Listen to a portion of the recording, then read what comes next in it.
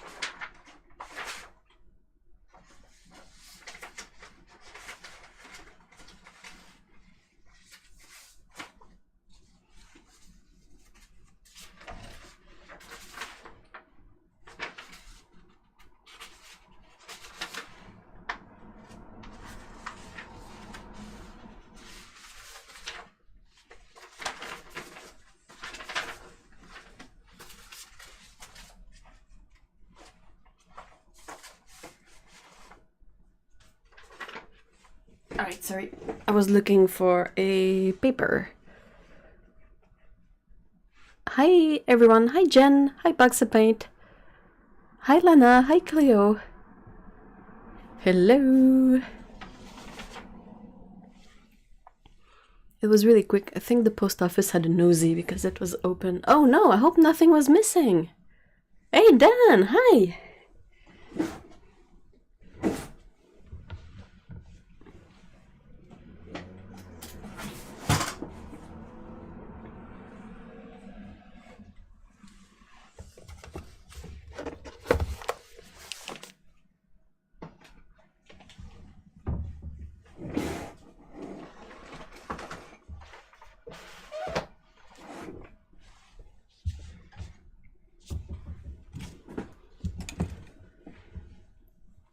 I think everything seems to be in place and still taped. I think they just did some swabs. Huh.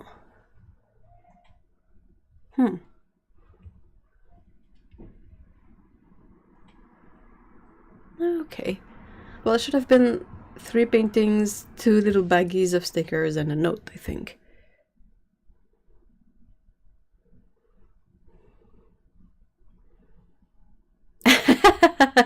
Oh my gosh, Cleo. I'm not sure the resolution is good enough for TV.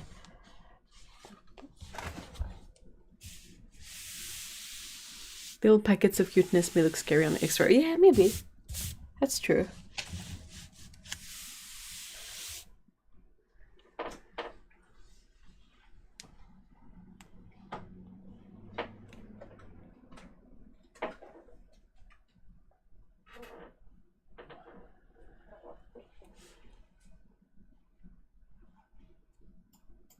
I'm sure I've had you on TV before. Yeah. Must have been a bit blurry though. I'm not very high resolution. Let's just find a way to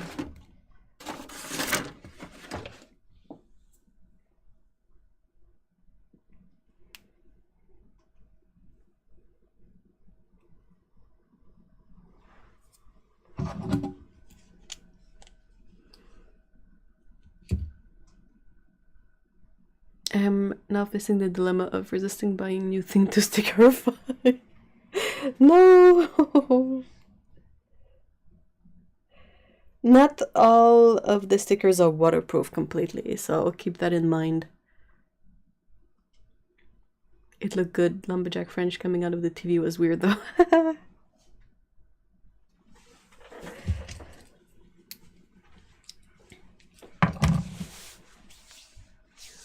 Alright, let's set stuff up.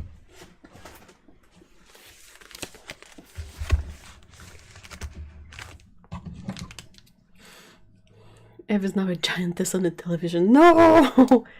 Hey, Otto! Hello! So nice to see you.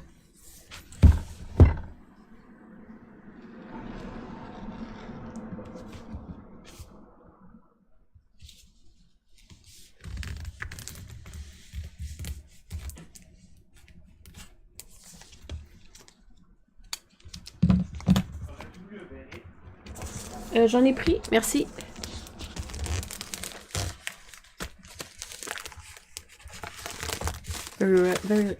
Very well today somehow. Oh, we went to London for a full day of activities and hubs. Ran out of spoons before me.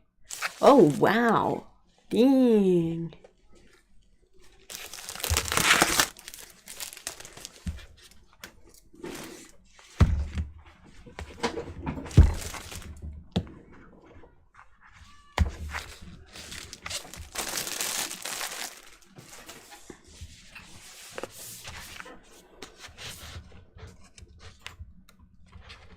It was 28 hours when we arrived, so we discussed it for a second, laughed very hard, and went to get a massage.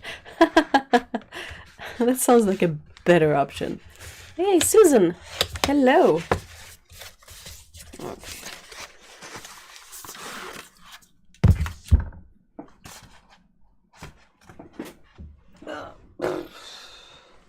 Hold on.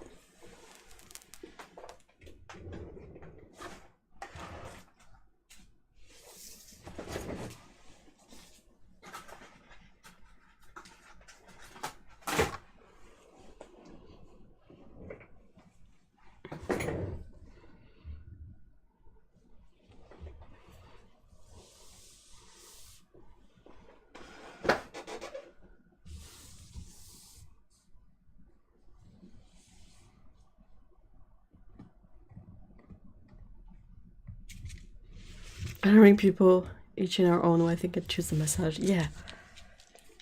It's really, it's something really peculiar going on with the queue. Like it's not something that happens regularly, that you have someone with such a long history passing away. So in Edinburgh it was 8 hours wait. Oh, that's still way too much.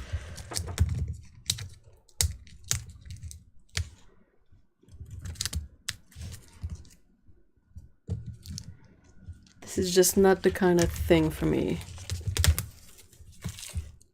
So I'm not gonna say anything really, because it's fine if it's meaningful for people to hold on.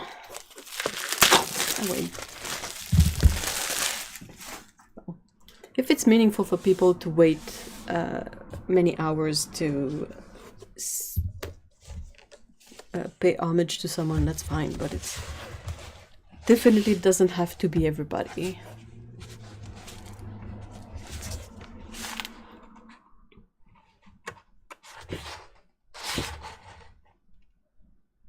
Oh. Oof, this one needs to be aired out a bit.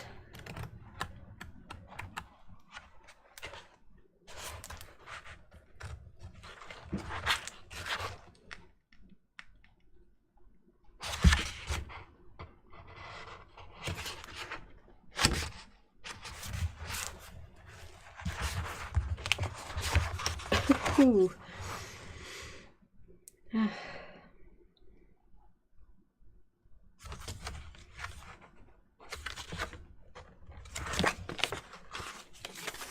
Okay, so I'll let this air out a bit.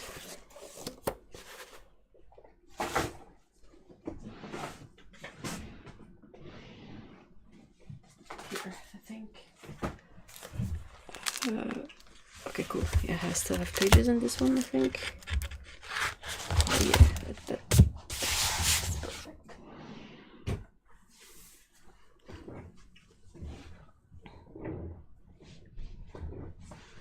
My mother's family were all British citizens. She's the first who wasn't born one.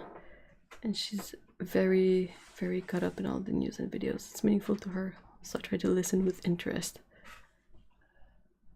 I feel like it would be quicker if they moved the queen down the queue. Yeah, definitely.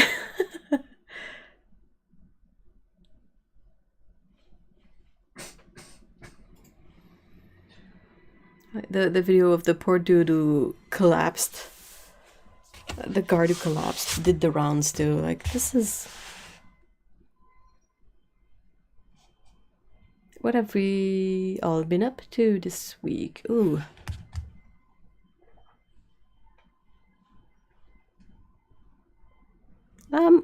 Pretty much work.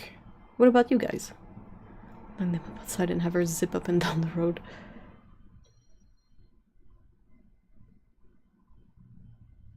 Hey!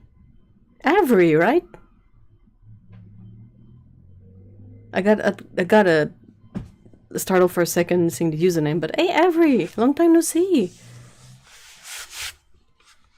Hey Mikey as well! Hi guys! It was both strange and honoring to have her in Edinburgh first.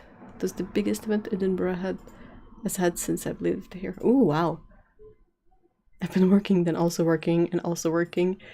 I was supposed to finish an art-related proposal, but I was working. Oh no. Well, at least it's the weekend now, right? Buxapine says, I learned that PB27 is one of the most satisfying colors ever to make. Really? I've been a witness many times, but nothing like up close. I remember it being a bit of a pain in the butt to make, so what am I missing here? Dan says, I was on annual leave and also went back to college. Oh, wow. Studying what? Yeah, and now we now have a bank holiday this Monday. Is it going to be a holiday just this year, or is it going to be forever? Weekend sleep, then watch stream, then art. Yeah. Yeah. Alright, so today I thought I would practice rendering certain things in Paint. Oh, just this year. Okay. Just work. Yeah! Finishing up a zine piece that's on Monday. I saw your tattoo, Jen. It's so pretty. I love it so much. I love the shading. And it looked like it was already healing like super well. Didn't look very red. Studying accounting. Oh wow. Work. Like the Jubilee Bank holiday. Well, I mean, I don't remember if Canada had a bank holiday for that.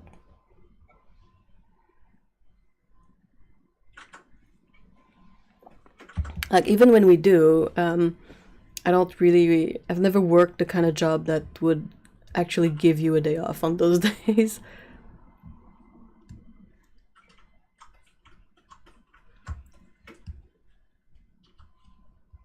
Yeah, it's probably the most well-behaved tattoo I've ever gotten. Yeah, that's like startling. When I started, it was not wanting to cooperate, but added a good dose of purified water and then was like popping little teensy boba bits. Oh, that's great. It's such a beautiful color. Like, I love it. I used to do a kind of Prussian green, and I really like the intensity of the Prussian blue. Like, when you make it yourself, it's so pretty. But I remember it a bit annoying in terms of how it behaves in the binder and everything. Hey, Chris! Is Canada having a day off? I don't know. So it's this Monday, right? Hold on, let me...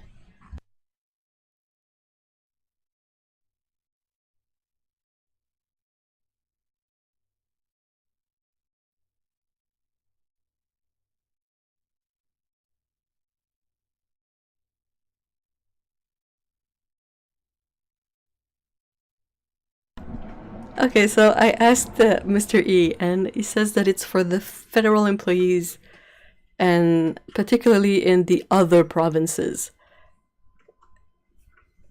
Because, yeah, I'm in Quebec, so... Not, like, we're part of Canada, so in that sense, the Queen is still on everything here, but... yeah, Quebec was... more connected to the French rather than the English, so...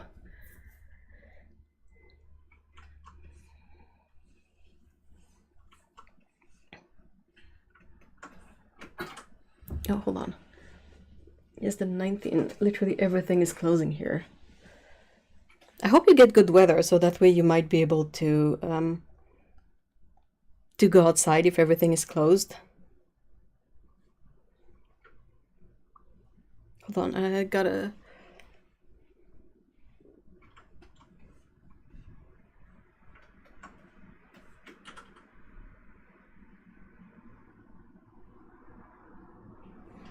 Okay, sorry.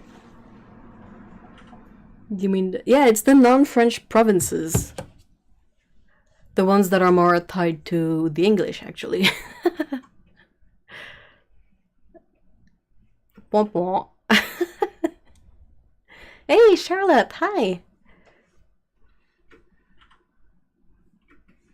Oh my gosh, Mikey, I hope you get better quickly. Hey, Yuri! Is your dad still doing well? And Lindsay, hi!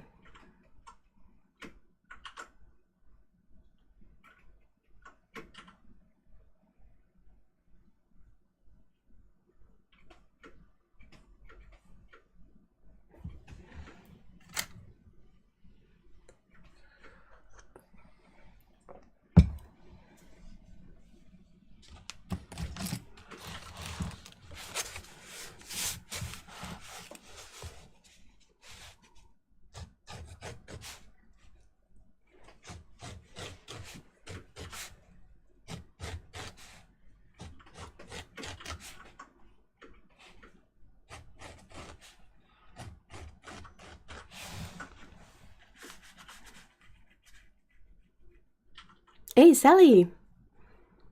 Meow to Pico and Scout. Oh, they're both sleeping at the moment.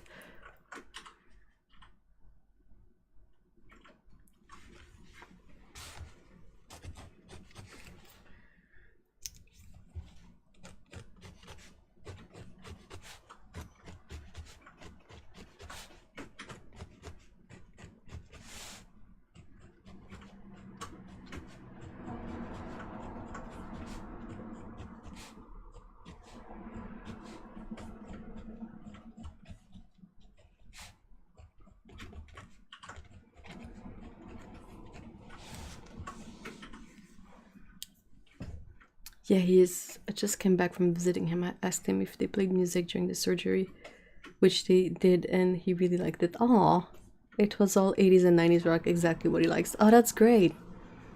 He did have a little bit of a higher temperature, so they're making sure it won't turn into fever. Ooh. Yeah, as long as he's over there, like, they can at least very quickly check up on him.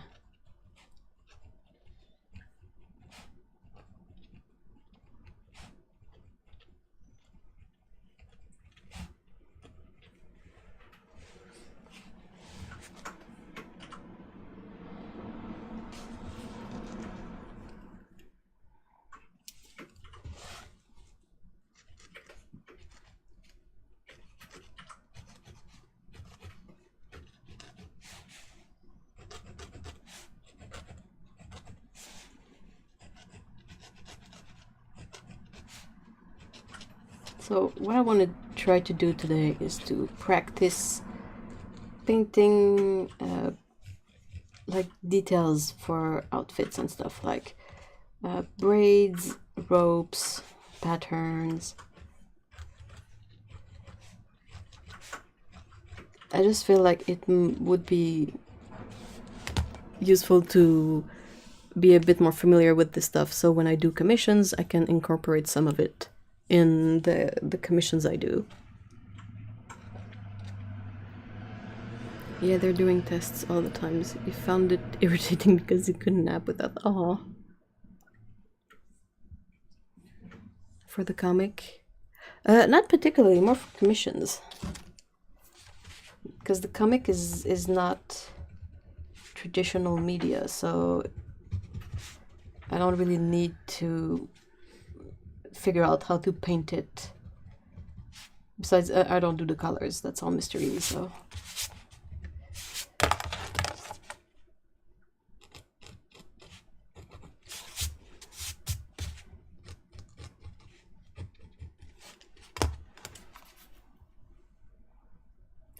Wait, you have a comic? Oh, thank you so much. Yeah, we do. The URL is the Thief of Tales altogether .com.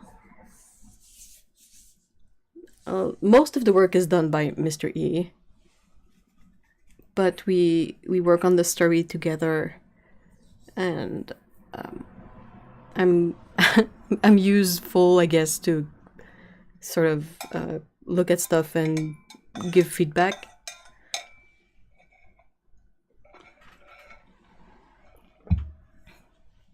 Oh, thank you for the link, Otto.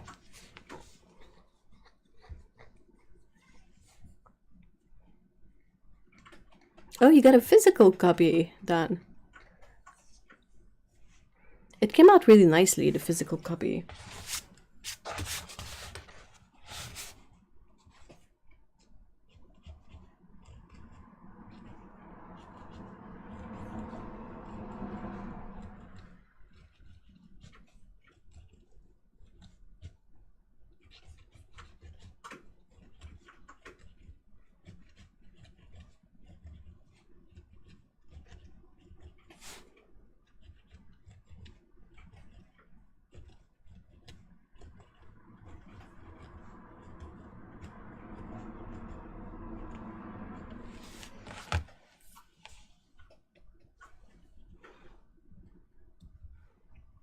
It did, it felt really nice. Yeah. I was really psyched about the printed copies because we managed to get them printed locally. Like, it's not always easy to get stuff printed locally. Most books it's much easier.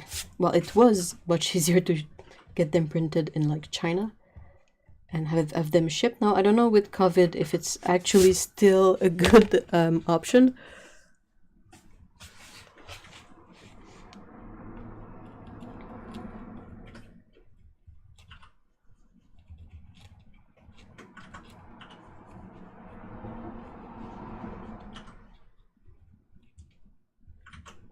Like it wasn't a very big book, and it's not hardcover, so that kind of smaller scale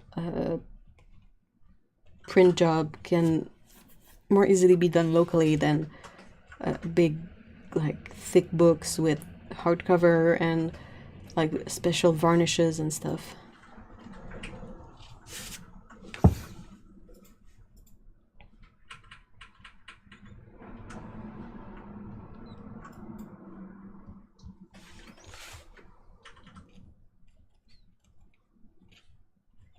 It's surprising that we're now working on the 8th chapter. So that means that there's only 2 chapters left. 9 and 10.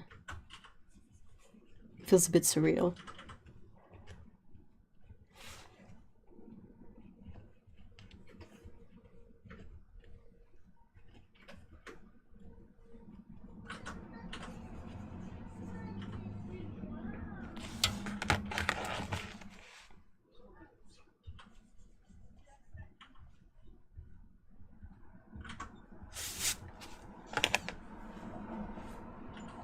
Well, there will be an end.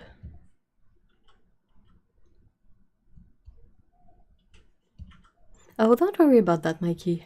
Well, I don't know if you can hear me.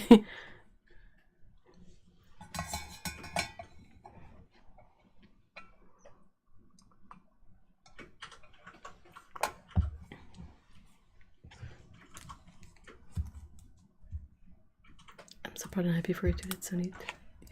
Oh, thank you so much, Jen. It's the Orenz. It's a Penta Orenz 0.5. I really like this pinky, pink coralish color. It's so nice. And I really like their LED support system, like I was talking about the last stream. The way they work is that they have this protective casing over the LEDs that will go back with the LED as you use it, so you don't like break the LED as often. Oh, yeah, sure. Hold on.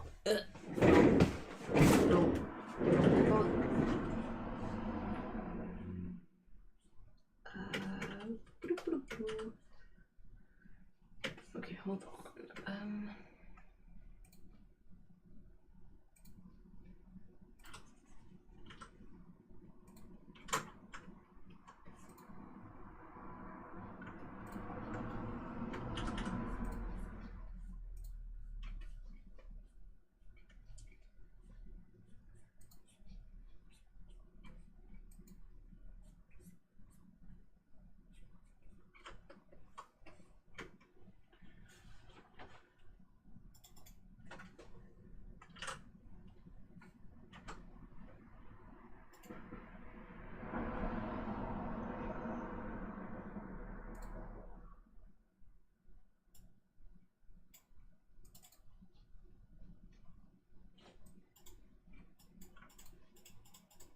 Alright, sorry. Setting up stuff.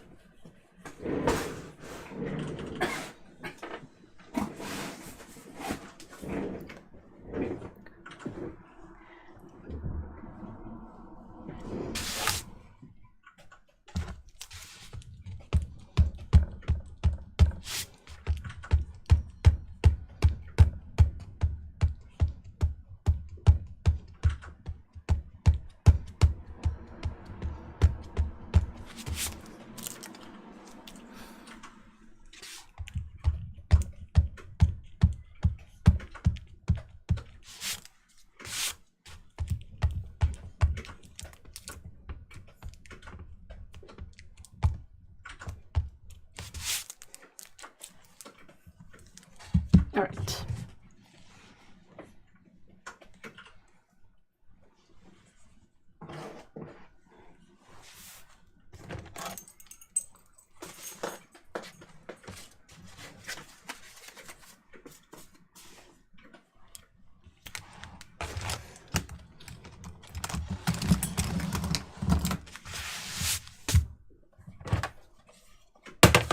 This is a really big palette. It's the one I have set up here, so... Oh my God.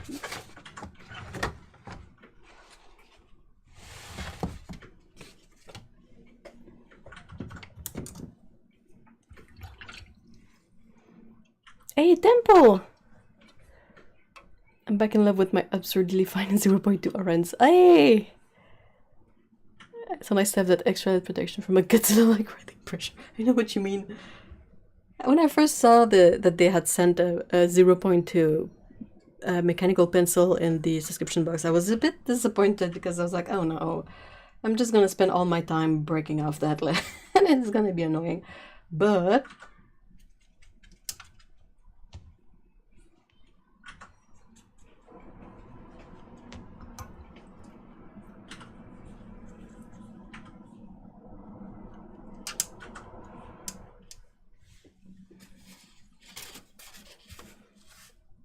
these are Holbein paints.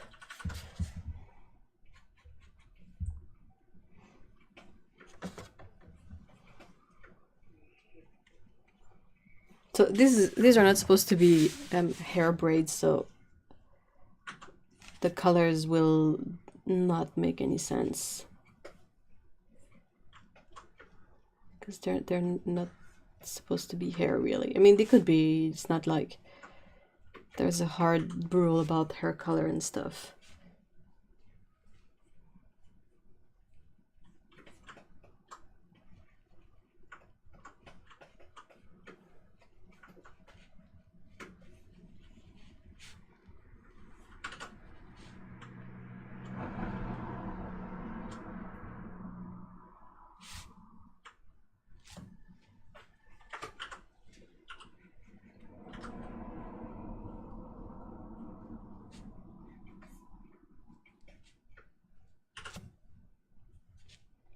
And I'm using treacle brushes.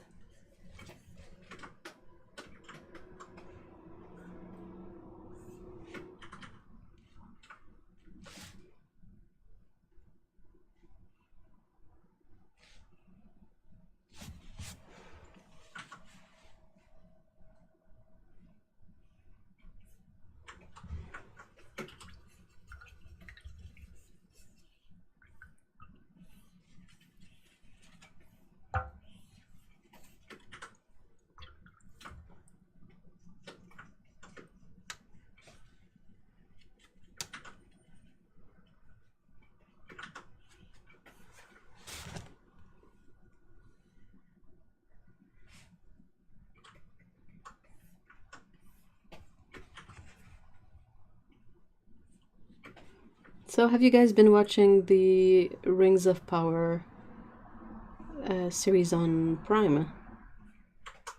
No spoilers, because I'm pretty sure some people haven't. My phone is a little dirty and there's a spot that looks like an emu. I can't stop looking at it. It's too cool. Wow. I wish we could get treacle easily in the UK. I mean, even here in Canada, it's very prohibitive to get them. Shipping is absurd. And when I say absurd, I'm not like, it's not like, oh, it's $10. It's something like $40. I was like, bah! So I'll try and use up the ones I have as much as possible. I say the ones I have because I have, what, 3 brushes of this specific fiber and shape. They call it the Protégé. And I really like them because it's a relatively long point and it stays super duper fine. So even if you go up sizes, this is the biggest one I have and it's a size 8. So if you need to lay down a lot of color, you can just squish it. But if you need to go into tight corners and details, the point is super fine. And it stays super fine. I have another one that I bought more open stocks quite some time ago. And it doesn't keep its point as well when it's dry. But when it's wet, it works fine. So I have a size 4, a size 6, and a size 8. Trickle is a US-based company. They do their own brushes.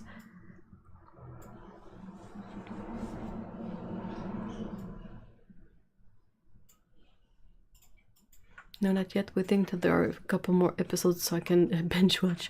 Binge watch. I haven't watched Rings of Power yet, but I'm not fussy about spoilers for some reason. I guess because I already know what happens to the rings. Aw, Floof. A few months ago, I went down the Silmarillion rabbit hole and overloaded the hubs with info, so he doesn't remember any of what I told him. I don't know that brush company. Oh, really? And you're in the US, Cleo. I would definitely check them out. They often have artist bundles that are super interesting. And yeah, check out the Protégé brushes. It's a really nice synthetic Klinsky kind of fiber.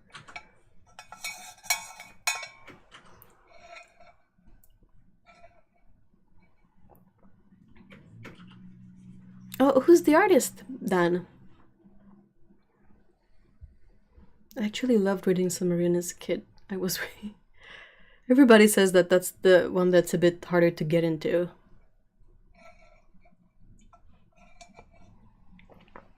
He will ask a question and I'll tell him the real answer and he's all, nah, I think it's this. It's killing me.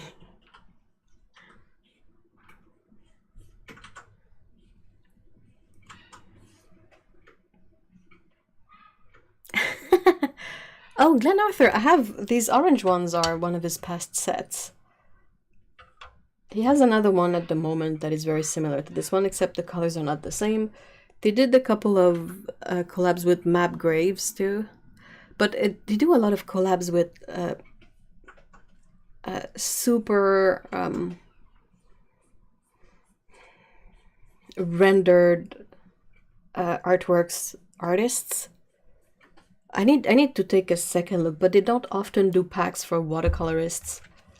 And like even when they have artists that are a tiny bit more abstract, like the Obanoth, it's a bit more abstract, but it's so precise in its application that it's almost the same mindset. Like I'm not, I can't work my brain like that.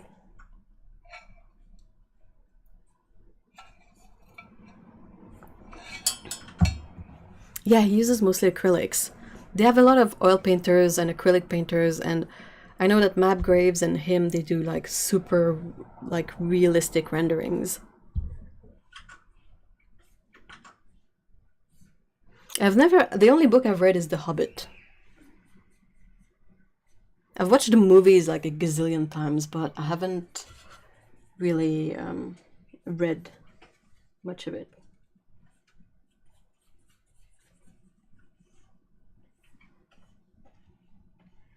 I've always been really curious about the lore of the Silmarillion thing, but never really found the courage to start reading it.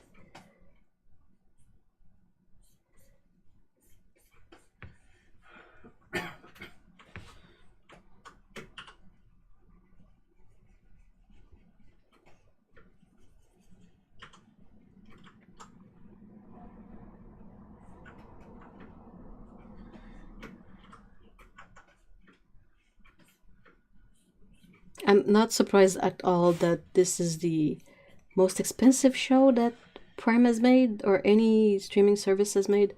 But I mean, to me it's worth it. It's so beautiful. It's a really gorgeous show.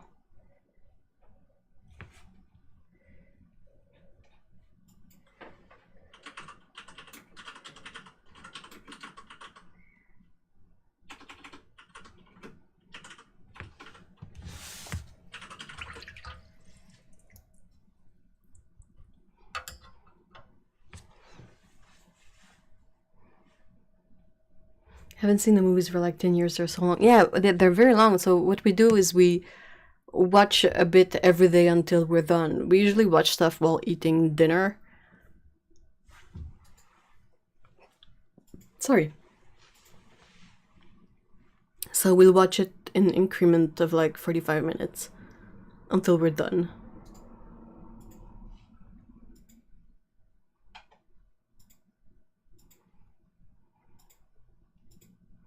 I struggled with Shakespeare until I found audio forms, struggled to make sense of old words. Old world words, let alone pretend ones that are close to. I struggle with audiobooks. It's like it's too easy to zone out. I almost gave up on Lord of the Rings in the first few chapters, then I decided to like one of the Hobbit characters, Pippin, the best one, and I was smitten for the rest of the time. I was a child. Pippin is the best one. And 7-year-old brain froze on 11T. Wait, what?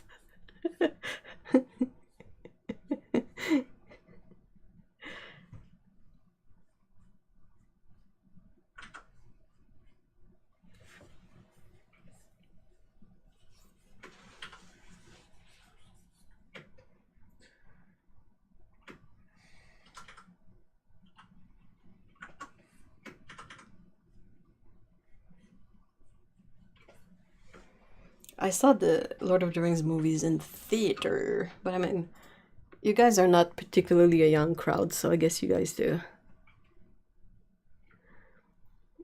One of like the first 30 words in Lord of the Rings is about someone's 11th birthday, and it just get what is that's what 110?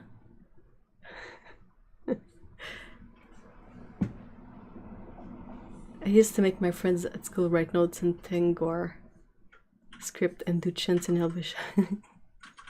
Aww. No, that's actually really cool.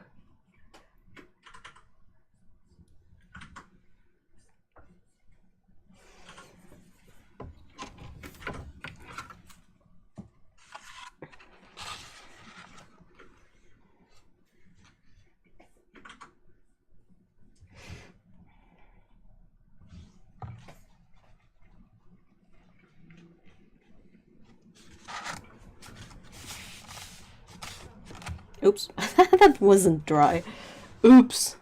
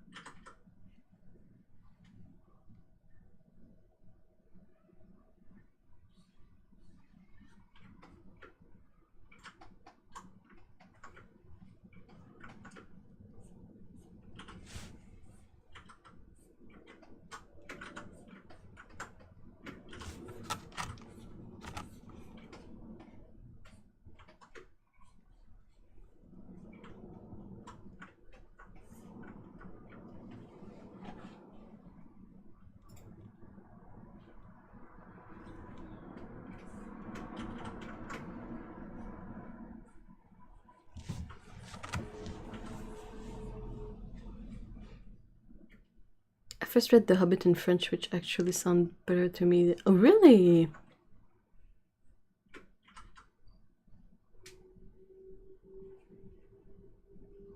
I read The Hobbit because the teacher in 6th grade started reading it to us, and we got to a point where I was invested. That's really cool. Hey, thank you, Lindsay. The one that gave me the same kind of effect of being hard to get into was Dune. But it's kind of known for that too, so not exactly surprising.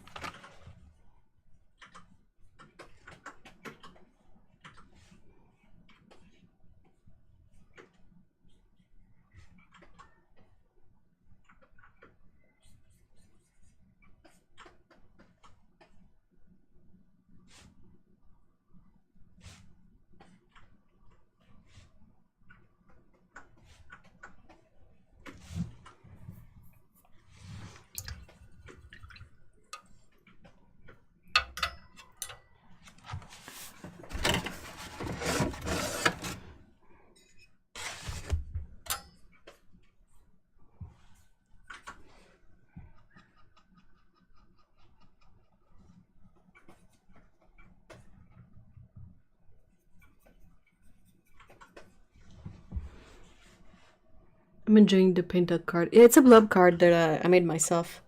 I think I've talked about it last week or the week before, but this came from me using the I keep them here because I use them quite a lot, but the Irodori gouache dot cards that Otto sent me. And these are basically like generous dots on paper, but they're generous enough that you can go back and use some of the colors. And I felt like this was a really handy way to keep gouache around, because it kind of sticks a bit better. Not you can see they're all crackly and stuff, and some of them will probably like roll around, but they stick a bit better to paper than they would in a pan. And I can easily just shove this blob card in my storage over here. So yeah, so I can just pick it up and it's protected from dust, and all I gotta do is just sometimes drop a water droplet on the colors that are a bit more cracked, and it kind of binds it back to the paper a bit. And it's a handy way to have a lot of gouache around. Well, I love the colors, and I'm sort of pondering how I will, like, do I just take your dot cards and top them off with more paint and use that? I don't really know how to set them up because I want to use them more, and I don't really know. I could just keep the tubes around and refer to those for the color and just like put some in a palette like this when I need it, but they're so pretty. I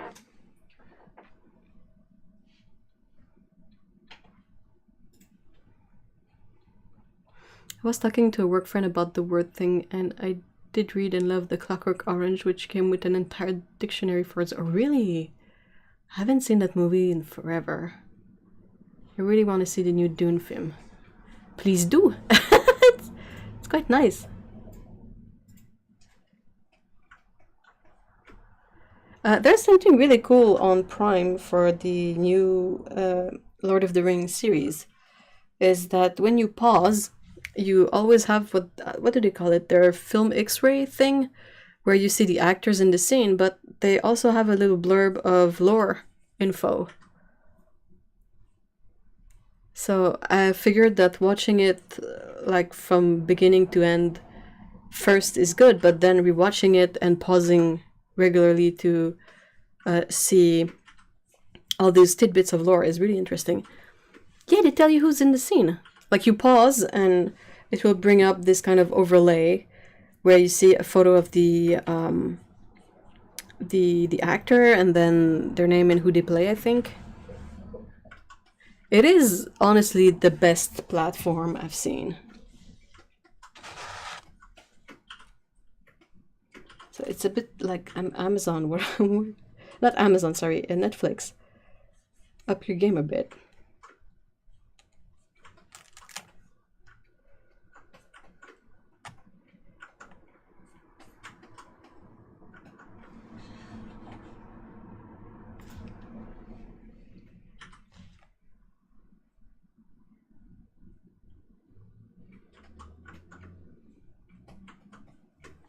I don't really like Amazon as a company, but I'm always a bit split when it comes to their streaming service, because I feel like they create great stuff with it, and that means that they employ people who do jobs like what I used to do and connected jobs and all that. So I really don't like what they do in their warehouse and how they treat the warehouse employees.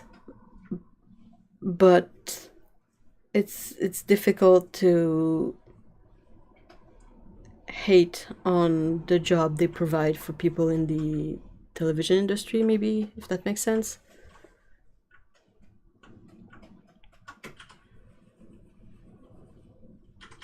Oh, I hope the other package arrives soon too, and that the envelope is in good shape. It's so silly, like the two packages, they arrived super quickly and within the day of each other, and the third one is taking its time.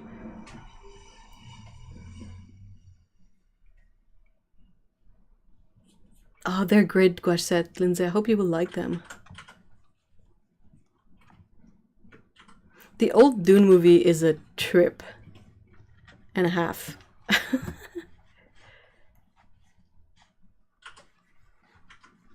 Yeah, the lore blurbs are super cool. So, yeah, these are the blobs. I really like the greens on this blob card too. Because I picked them. Just kidding. I wanted some more natural greens so when I paint stuff, I could easily access these. And I feel like watercolors, unless you go to chromium oxide green, they don't really have that kind of muted, more natural looking green often. But gouache, they went for it. They just don't care.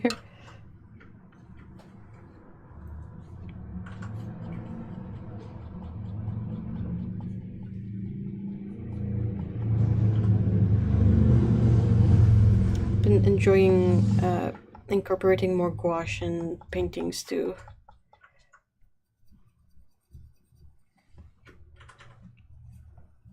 Especially Holbein gouache. Everything Holbein does is so nice. I love it so much. Like their watercolors, I was panicking when I first did the first commission test that I did.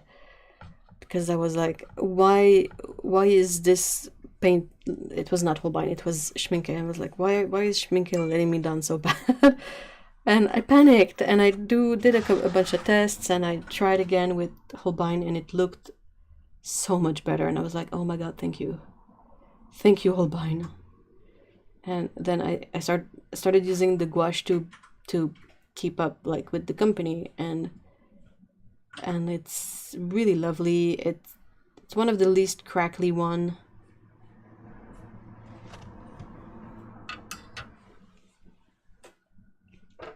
PG8 is a really nice green, just a bit more difficult to find, and it's not that kind of mid-tone muted color that I really like.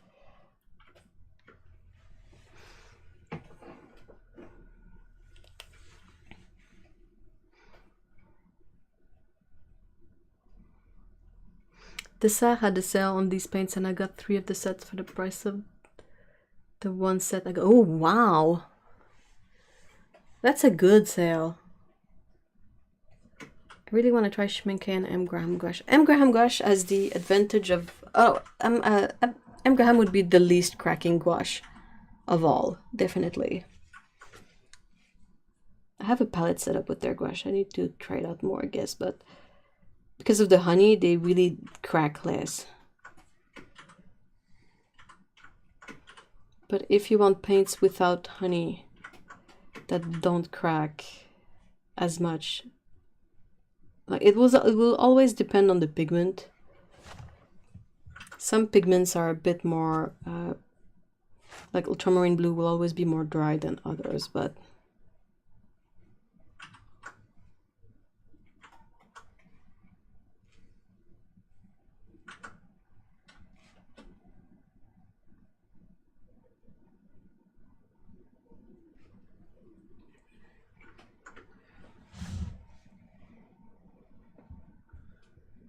so funny how the lighter color with white that I overlaid here has disappeared completely.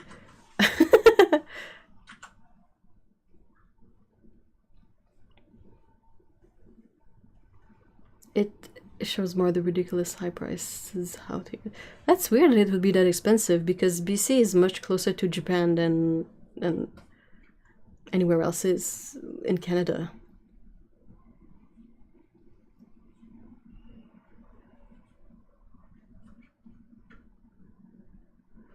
M. Graham has a life of its own, flow and usually very intense. I think it sneaks out of the pan in the night and lives a little.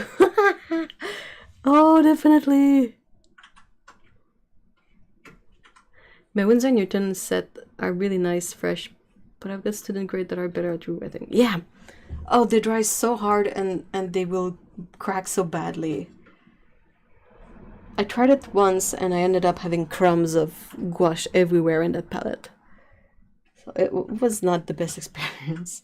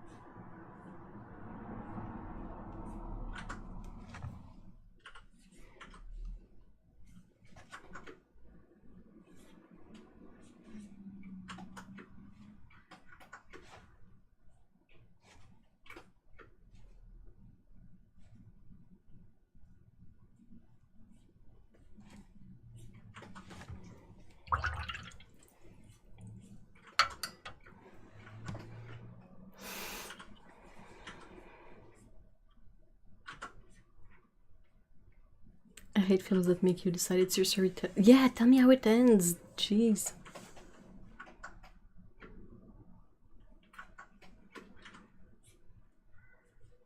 I really like Holbein gouache's normal range of colors. Yeah, I agree. It's a good balance of colors.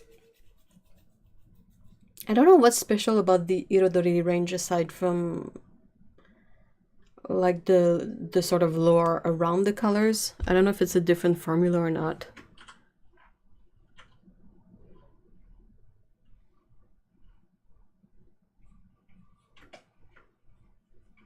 After all your gouache, how do you feel about... Oh, the Shinhan gouache watercolors, I got overwhelmed at some point and I gave them to a friend. I love them, but I had so many supplies that I wouldn't reach for these.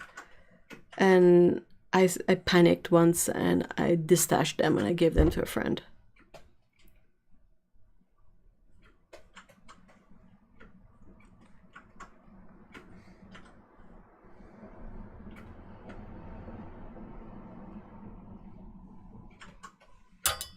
What I really liked of these gouache watercolors is that they had outrageous neon colors that I think are really fun for illustration.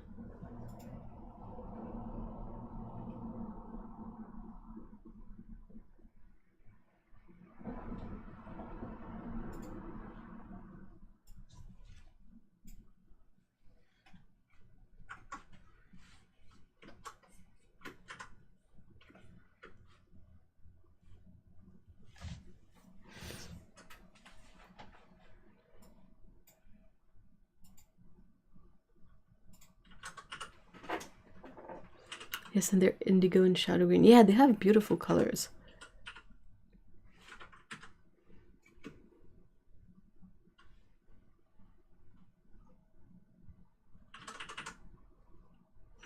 That's the thing with the jelly paint sets, is that the palette is so big. Like, you need a lot of disk space just to have it there. And then it doesn't come with that much mixing area, so what if you want to start mixing up the gouache? Like, it only comes with the cover, I think.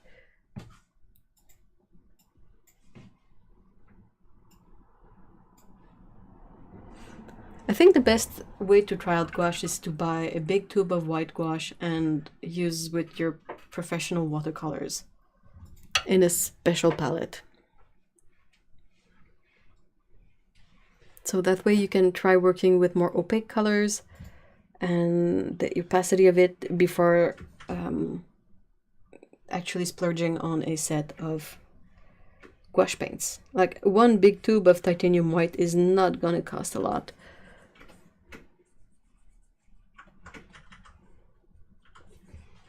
And that also makes use of all the other paints you already have.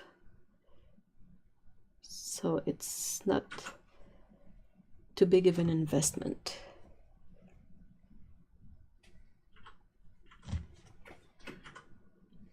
Nathan Fowkes overruns schoolism as a whole class using this technique, and it's one he uses a lot for his own work. And it works really well.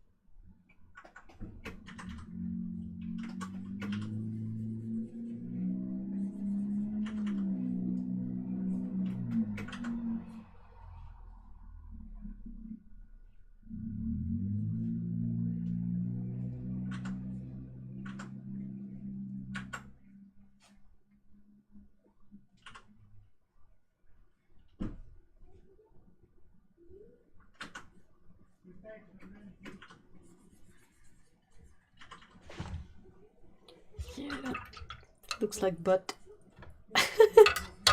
Dang, this is harder than it looks.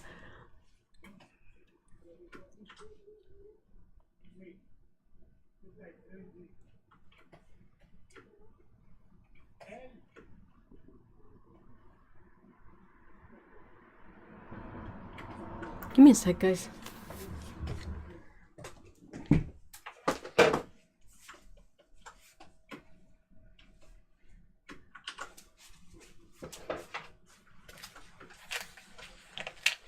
I thought I had heard my name coming from outdoors and I was a bit puzzled.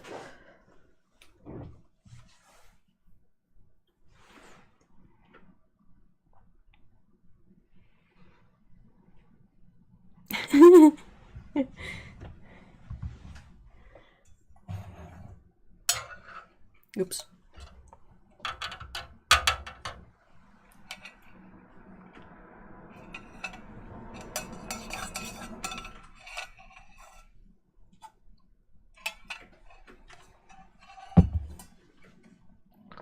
Oh, it's 3. I really need to finish this coffee. I thought someone was calling. Yeah. Thing is Ev looks sounds a lot like hey. Kinda.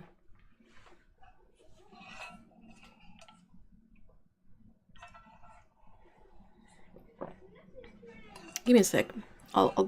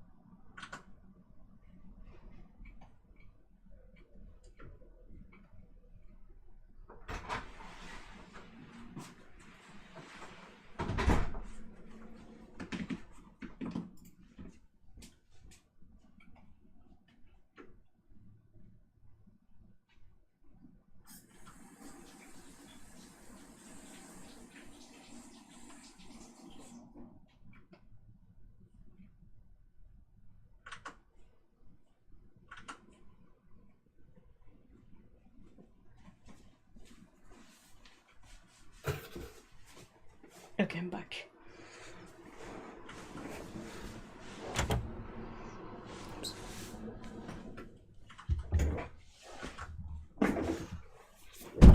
Oh, sorry. Oh, have a great weekend, Susan.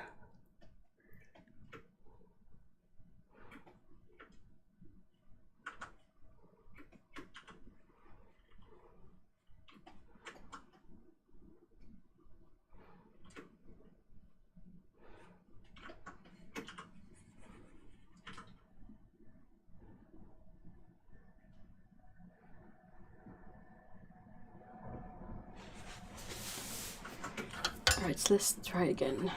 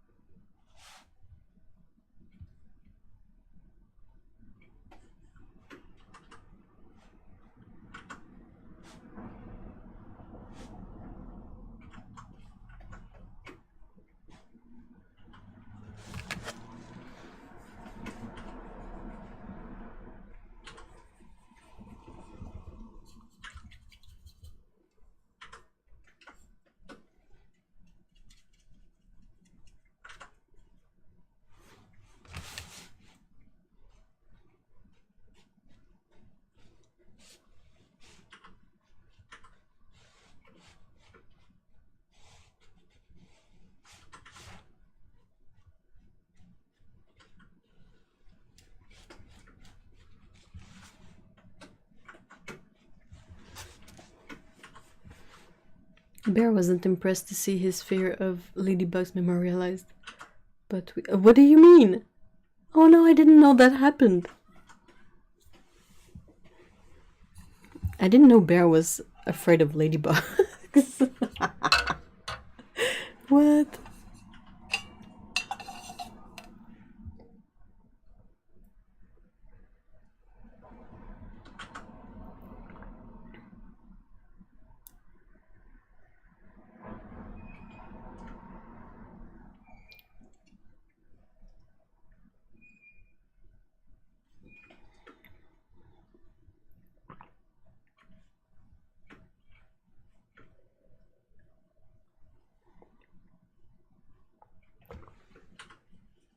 Sorry, I'm just trying to finish this coffee.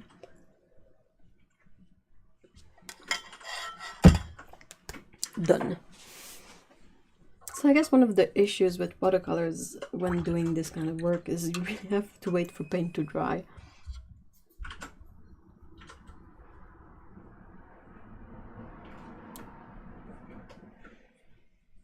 The painting you sent is exactly a story that really happened. He was exploring the garden and one landed on his nose and he flipped out. I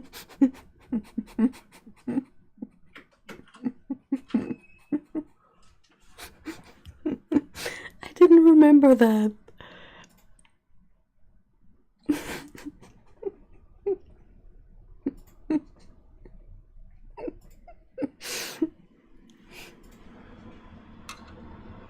Oh, poor little guy.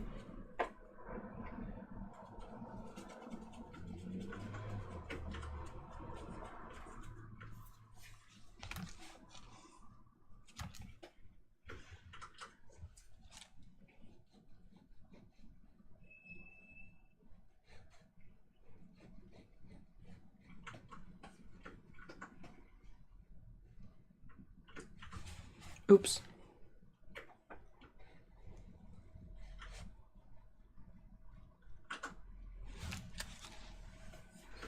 Big badass cat jumping 10 feet in the air from a little ladybug. That's really funny.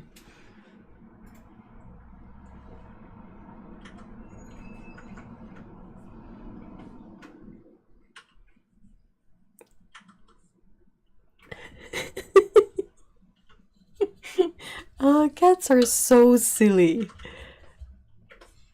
I love them so much.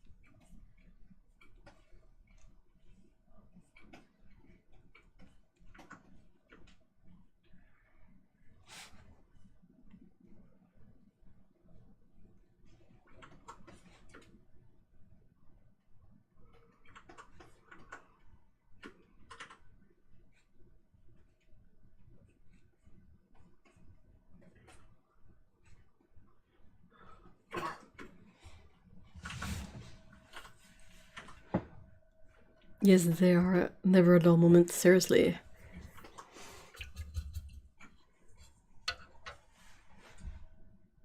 We are so glad we got these two. In my worst mood, they managed to make me crack up. Yeah. Pets in general are really good for that.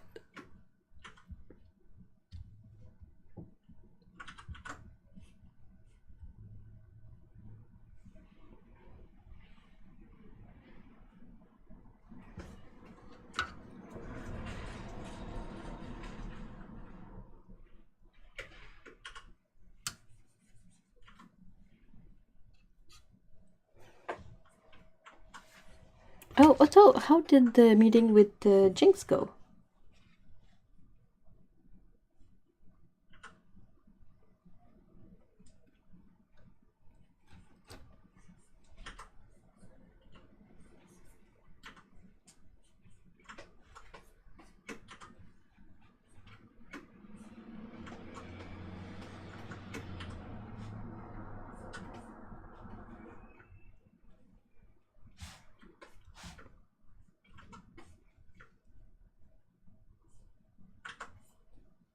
Oh, Otto, did you get any news from Ding?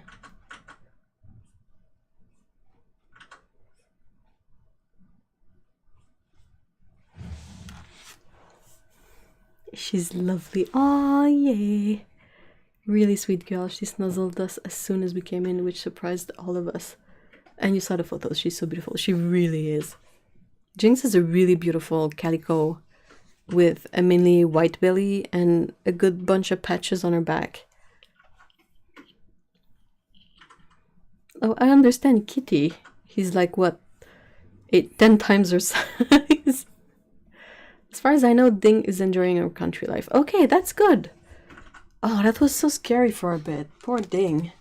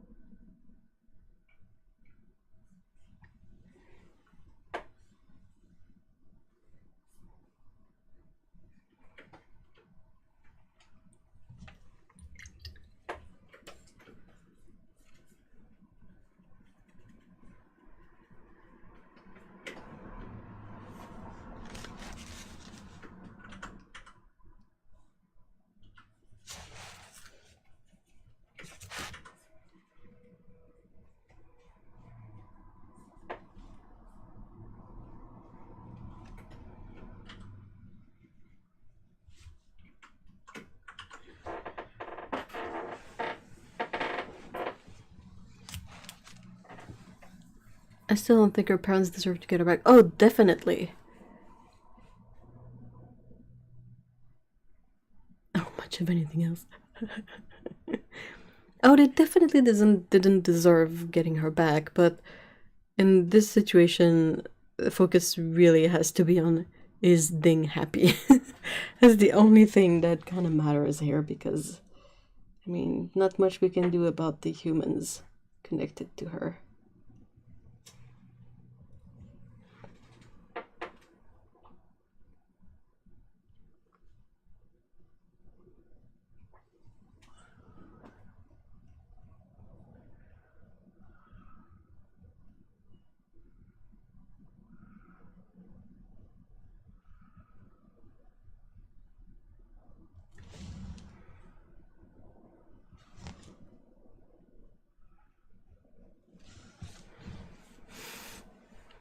Ding is a cat that Otto has shared the story of in a past dream.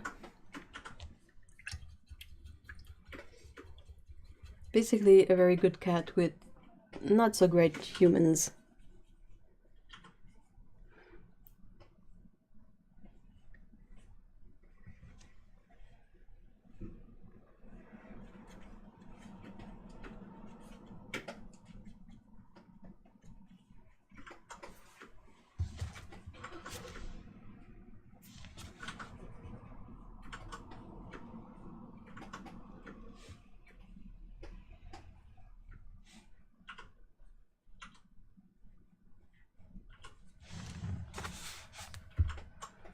Our parents are currently stressed out, not being able to buy the furniture they want for their house.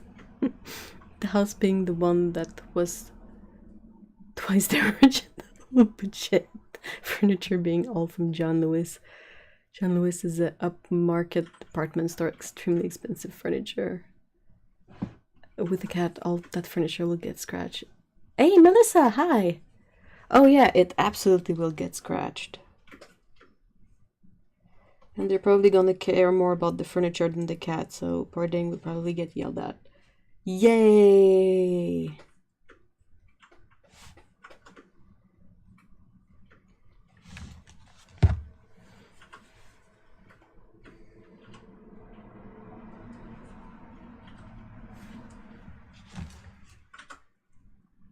They would probably argue that covers are not their aesthetic.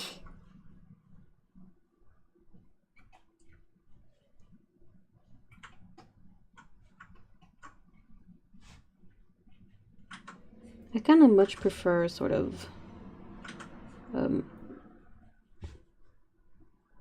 like thrifted furniture, but that's kind of not easy to shop. Hey, Paulo! It's like you know them.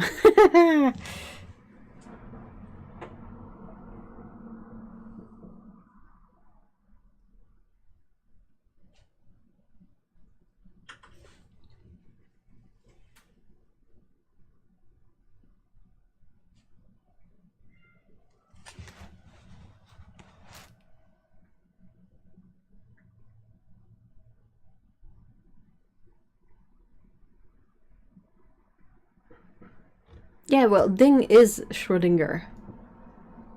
Ding, Schrödinger, ding, Schrödinger, Schrödinger.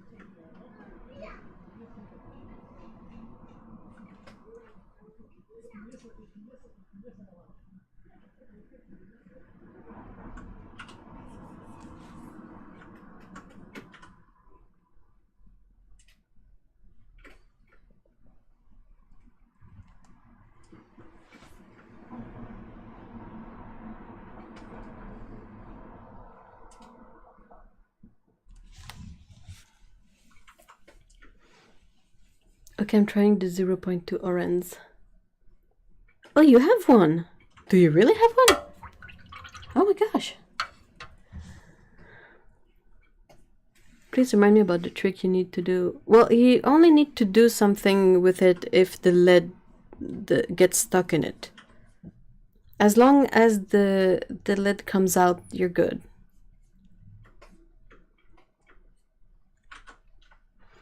I hope all their furniture gets scratches, scuffs, dings, and waterings, and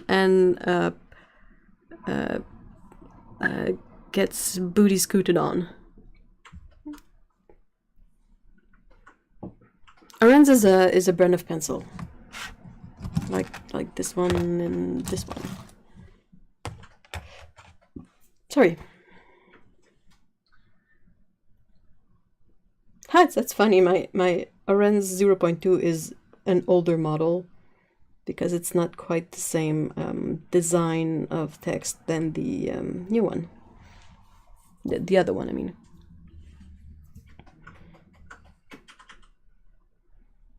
The mom is currently in a right hum with the dad because she cute to see the queen, but...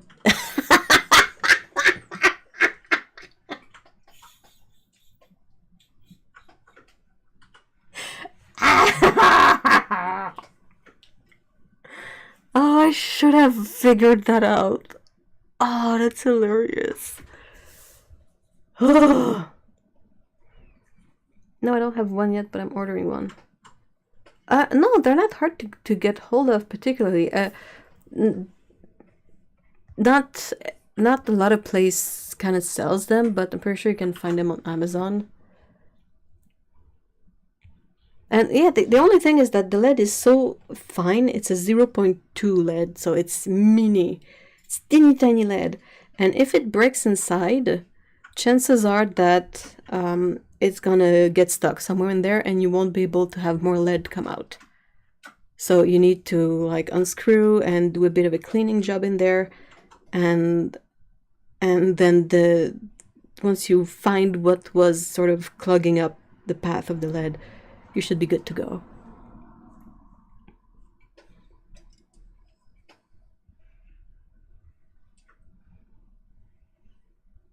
Oh, she will booty scoot because they won't clean her litter. Why?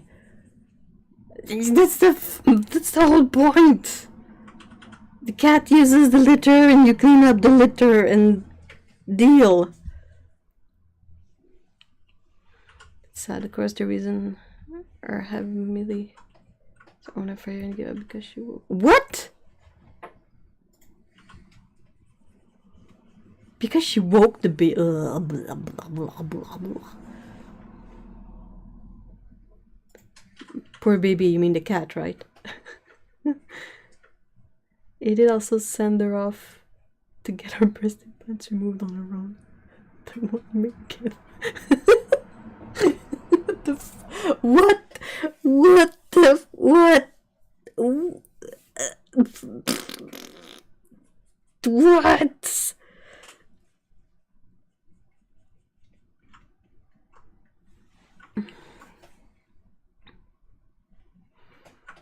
I thought Bear was doing a scooty bum, but it was a spider, and his preferred fatality move is to sit on.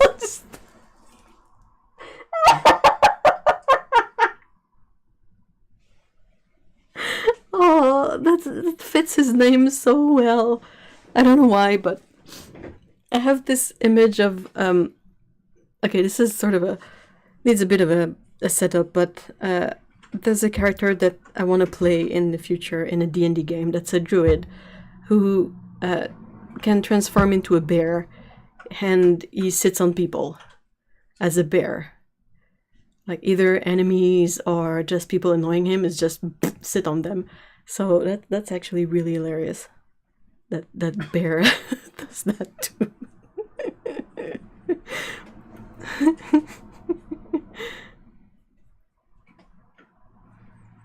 Yeah, well, that means you got her temple, so that's the good side of it. I don't know, but it miffed me for ages as to why she kept booty scooting.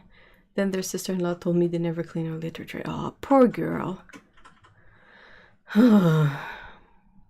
Totally the cat. Good. Good.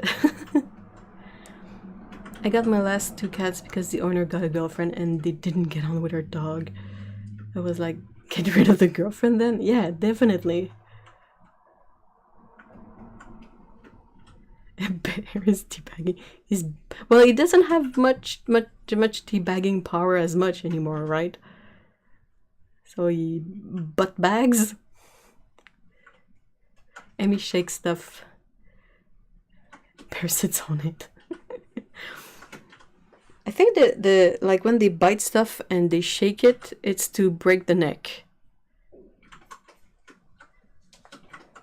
Yes, I routinely have a heart-to-heart with telling her how much we love her, and God, aww. You can only teabag in spirit. Empty bags. Well, not actual bags, but he can't teabag, so what does he do? He just butts it? Oh.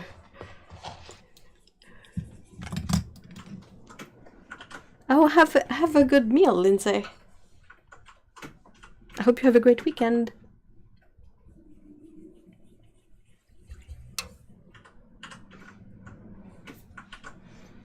But sorry, brain is not 100%. Next illustration, the cat teabagging. Oh no! I don't know why, but I kind of had an image of something like Tanuki-esque, like a Tanuki, complete with Tinkle Tush. Oh my gosh, Twinkle Tush. I still cannot wrap my mind around the fact that some people were so troubled by their cat's bums. Well, it's a joke, right? It's not a real product.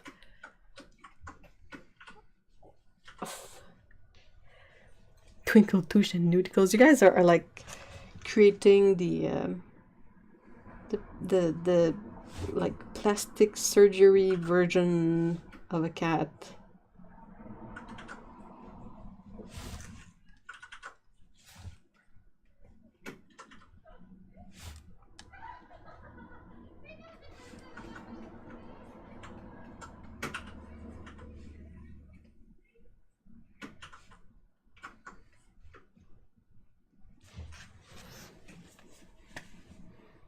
Millie's my Valentine's from a hubby in 2013. Aww. 2 weeks before I became ill. Oh, that's less good. Humane Society had a huge adoption event of 120 cats. Whoa. And she chose you. That's the best part.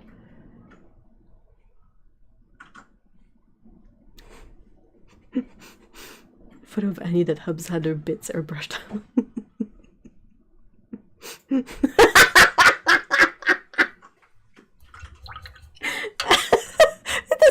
That's a good precision.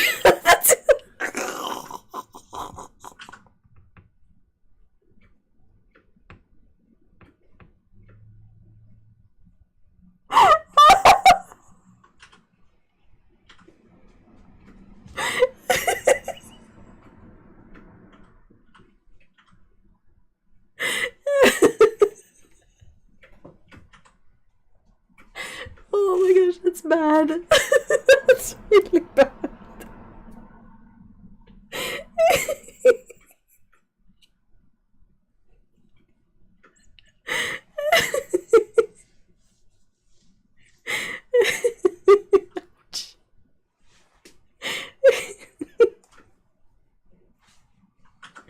Oh.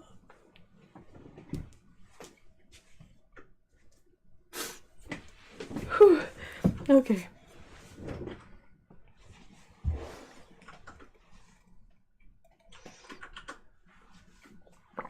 Newticles, oh my gosh.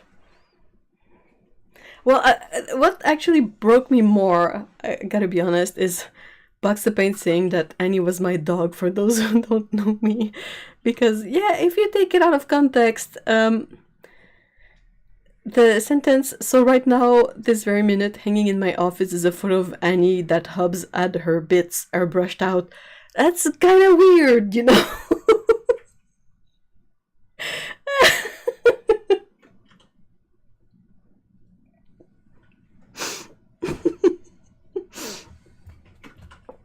Oh, newticles. That's another bad thing.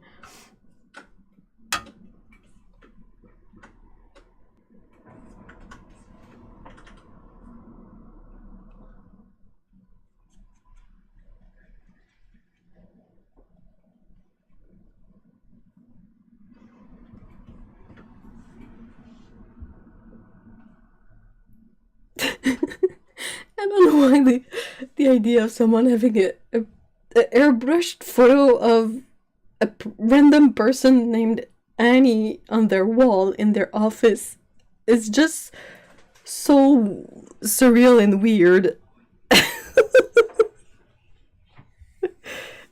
Hey, Dominic! Giblets. Giblets is a very funny word. I went to go make tea and got the giggles I couldn't see straight.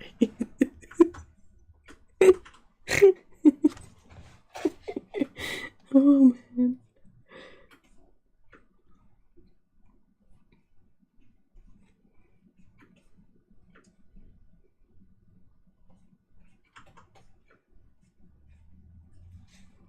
I think I'm gonna have to practice some of this digitally first, just so I can maybe figure it out, and then it would be easier to paint it if I sort of know what I'm doing. This looks like the big colon. This is the big intestine, guys. Sorry.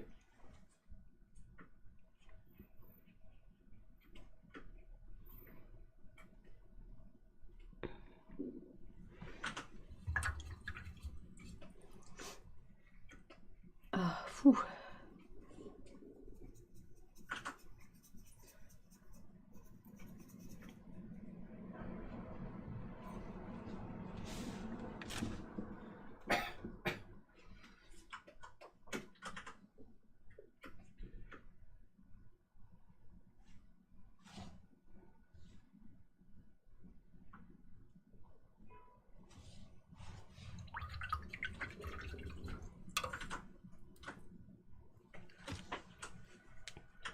It was professionally done and it's just gone.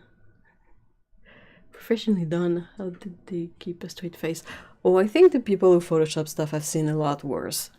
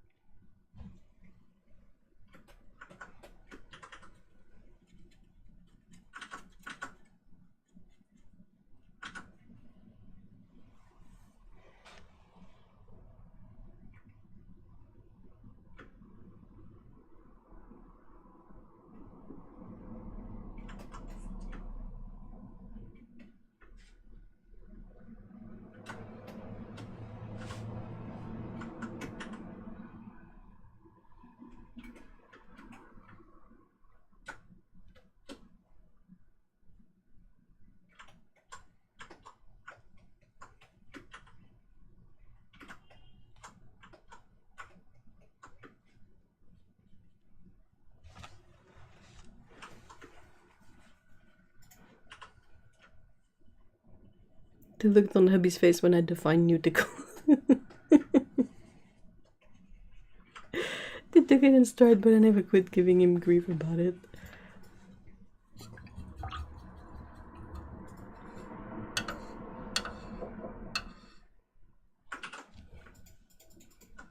It's not something you have to deal with as much with cats in general, because unless you go for the very rare breed of airless cats, they have floof to keep that whole area kind of fuzzy, you know. But you often end up with dogs with very, very short hair, and that doesn't hide much.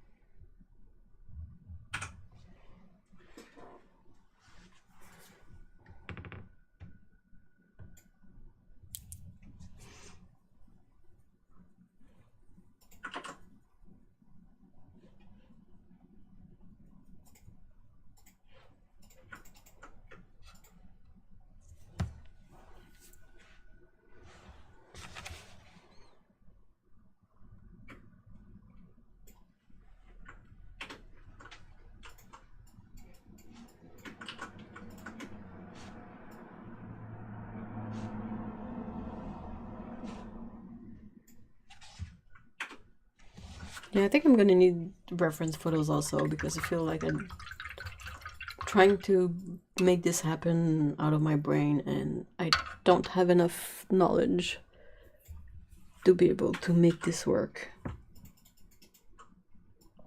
Trying to make a braid look good in paint alone.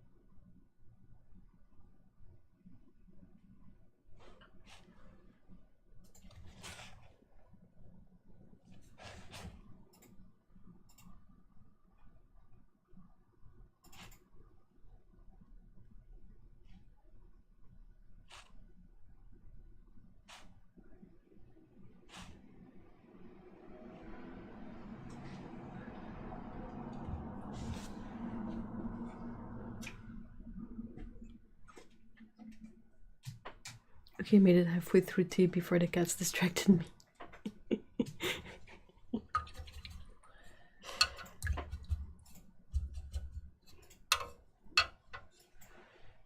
I worked in a small photo lab, like an independent photo lab, for a couple of years, and I've seen odd requests.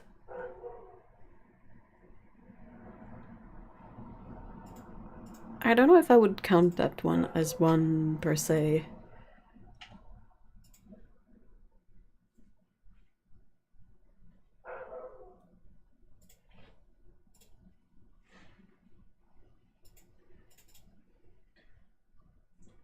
I would be, but that maybe my take on it would be more like, well, we can maybe crop it out, you know, like have a tighter cut, tighter framing on the dog, but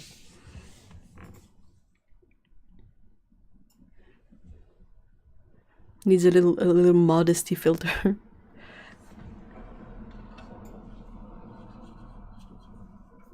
Has anyone in chat watched The Boys, the show on Prime?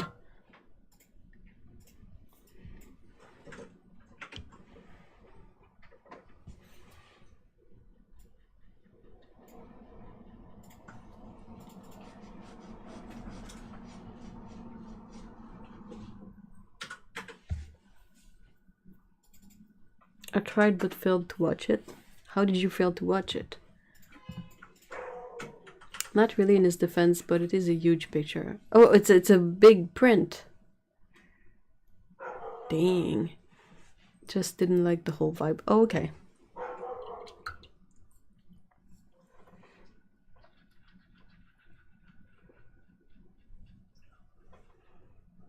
I watched some of it, but my dad is the type of person to take a show and binge it, so it was ruined for me. Oh no!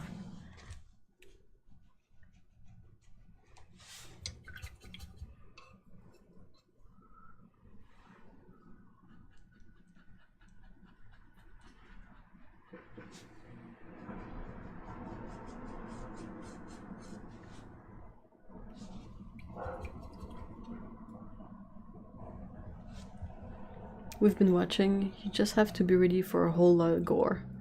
I think it's interesting from the POV that superheroes Beatles. Yeah.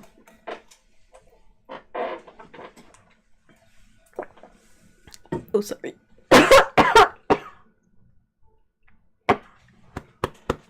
Oh. Nothing's worth to be clear. He just hijacks a show, and instead of watching together, he just binges it. Oh. You could probably watch it on your own, right? Oh yeah, just water went down the wrong pipe.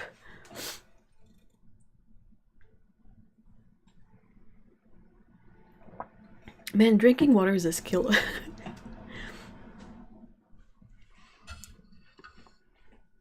If you are not too sensitive to gore, The Boys is kind of hilarious to watch for that. Because you never really expect what's gonna happen.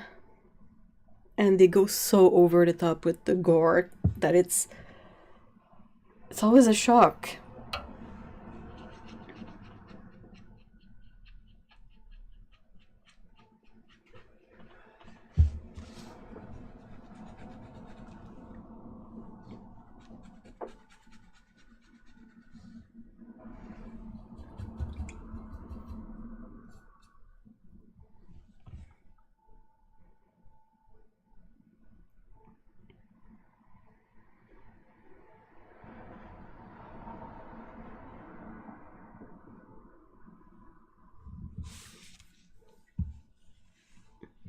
Honestly, Amazon went super gore with all their...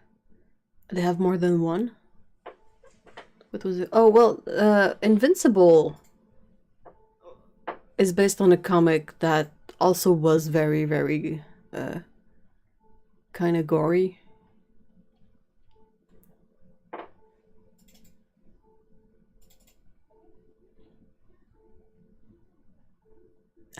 Ugh. No. We won't fall before we get to Christmas. Enough. We need some of that fall first. Please.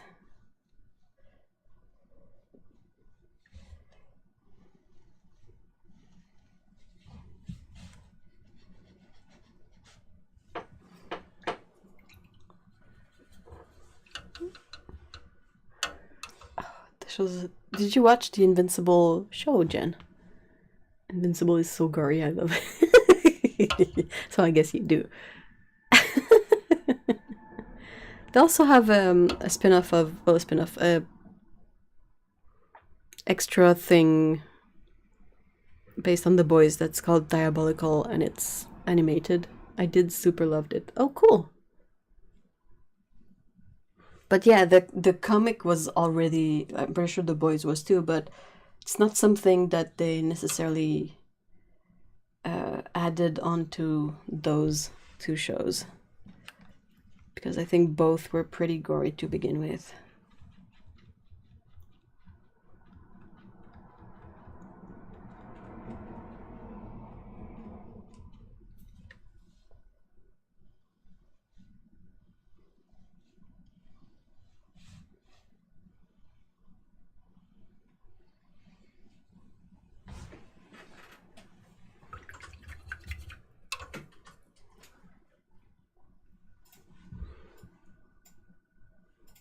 Too fast, can't believe it's September. Hey.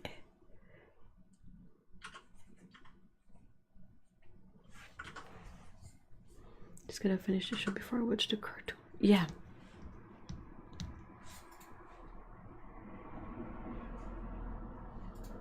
There's one thing that's pretty cool about the show The Boys in terms of production is that they went for a practical effect more often than you would expect. which I'm always happy to see, because that's a craft, and it always looks better than CGI.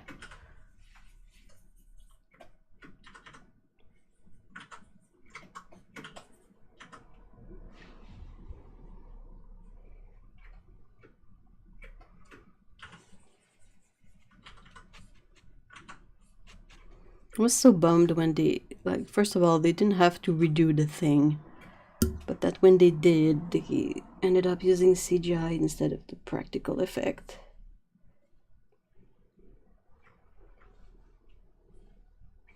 Like, what makes the thing so special is the practical effect.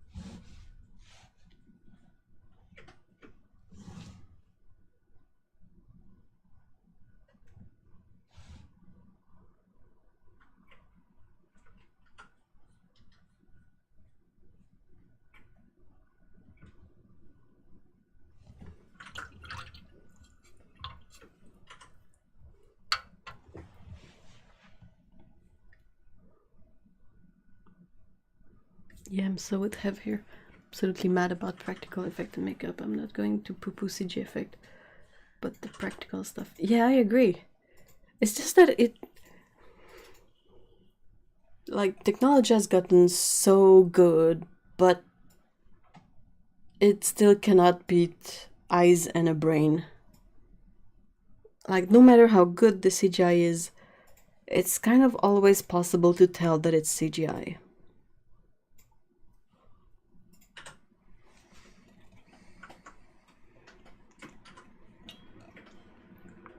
There's always a detail that doesn't feel right, you know?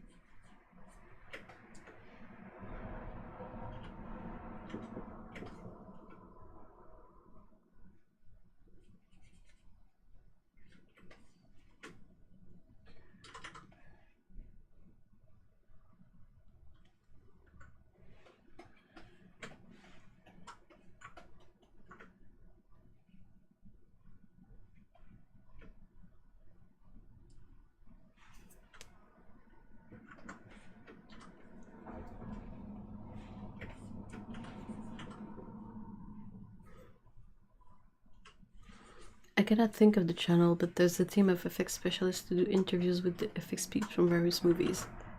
It's amazing to see them try to guess what is what. Do they often get it right?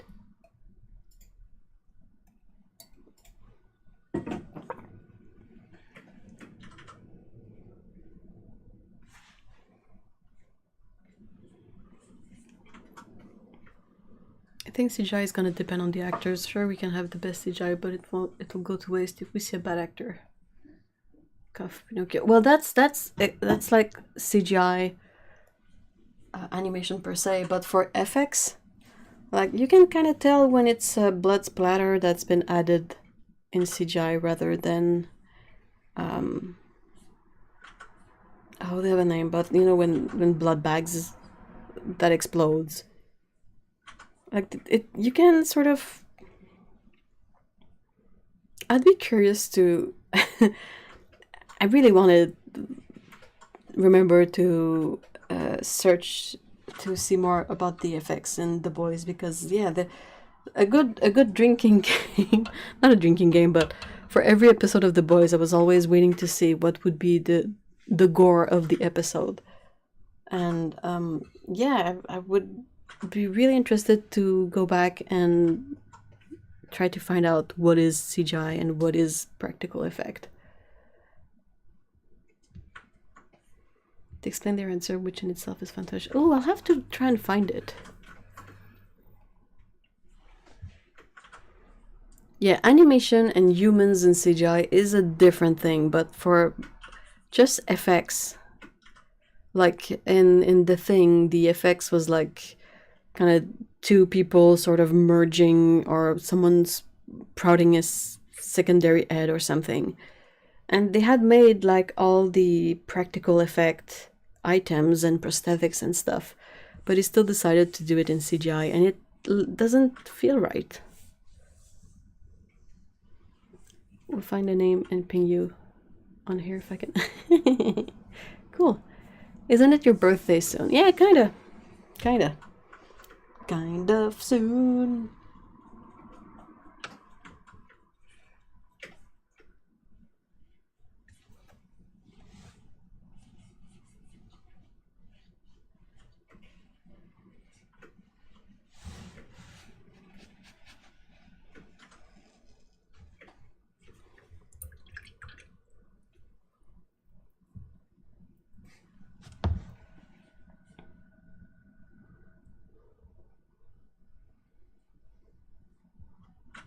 Fall babies for the win. Yeah, for the win.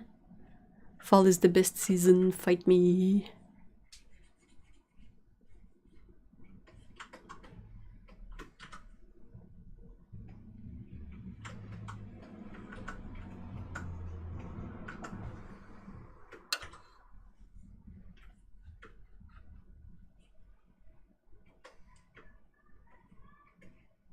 Don't remind me. Don't remind you what?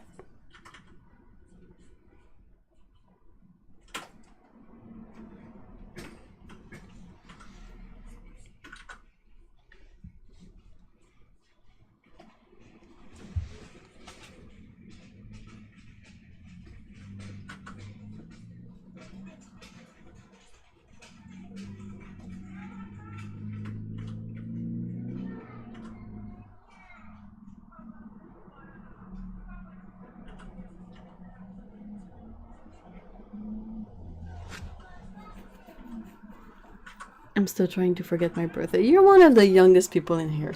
Shush, shush, shush.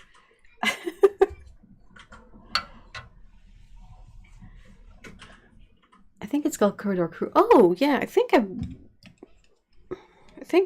Mr. E has talked to me about these guys, but more for the stunt work. Do they do stunt work too?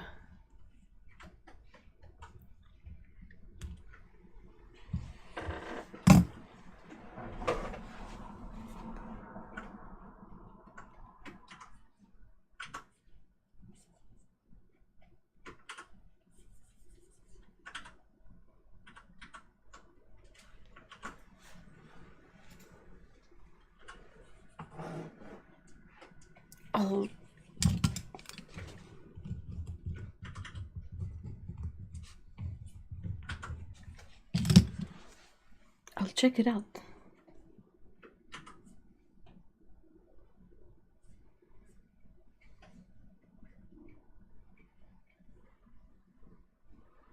The ones we've been watching have all been based around the movie. Example, Blade Runner, and they pick it apart with one of the guys who was making... Oh, interesting. Huh.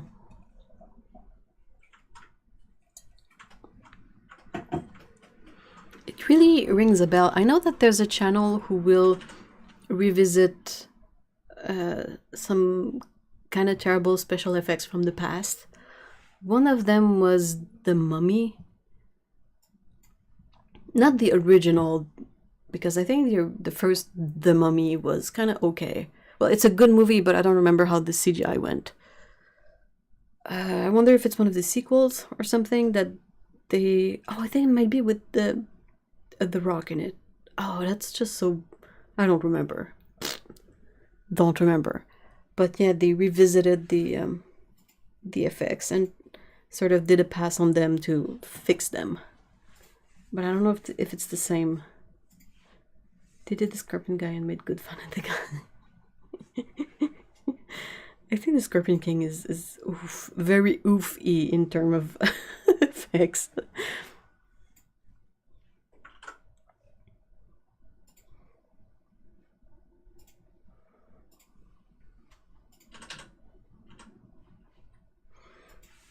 Well, it's the end of the stream, guys. That was not particularly exciting, but very informative anyway.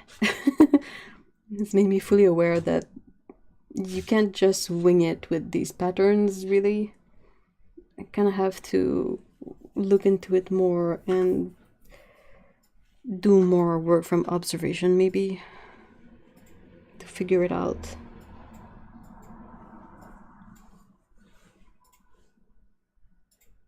They should fix Godzilla. Which one?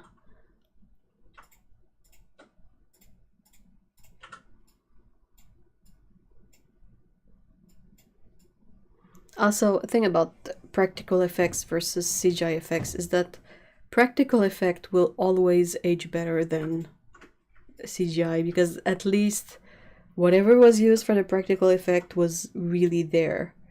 And even if the puppets look a bit silly now, and you can, I mean, you've always been able to tell it was puppets, right? But I still feel like it looks better than something in CGI that looks even worse now. The original is like 30 years ago. Oh. Well, I feel like the originals are much older than that, and probably just in Japan, but like American Godzilla movies, you mean?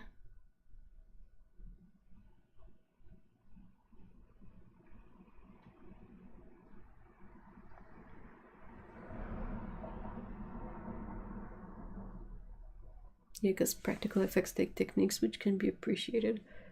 And it always looks better. It was there, so there's never that weird feeling of the lighting being wrong, or the item not having enough weight, or not moving properly, because it physically existed. You cannot really cheat it. That panning city scene in Blade Runner was one piece of film, and they just kept recording over it. And each pass and this and that turned on and off. It's incredible. It took a million hours, so why they won't replicate it? Yeah. Oh man, but all the practical effects in Blade Runner, the old one, they're so good. It looks great. And it looks real, like things are dirty for real, the water is there for real. Yeah, probably much older. They were old when I was a kid, 45 years ago at least. Well, the ones with the guys in suits, they gotta keep it that way. That's the best they would. Like, that's the best. I don't know, I much prefer having something very clunky, very, like, visibly guys in suit hitting each other in a cardboard box, small scale city, rather than CGI. CGI is just, it's nothing. It's not a real physical, tangible thing.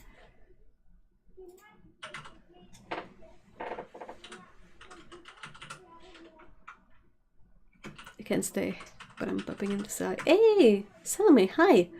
We're about to finish, so you popped in just in time.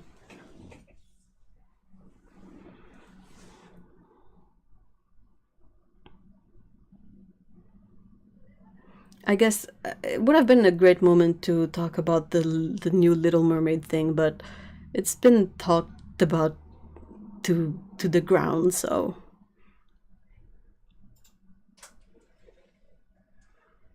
there's a bit of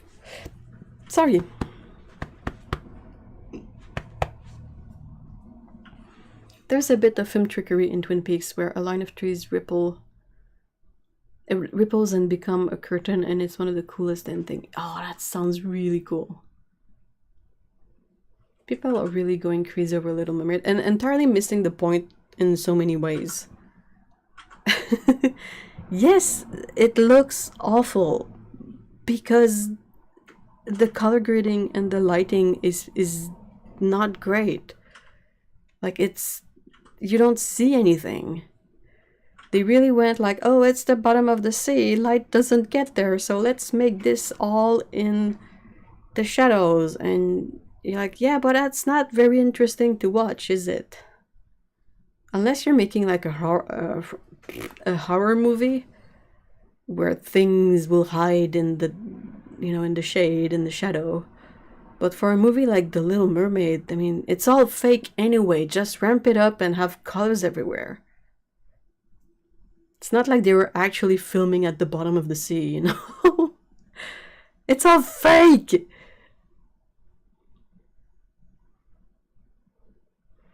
I feel like people are blaming the bad quality.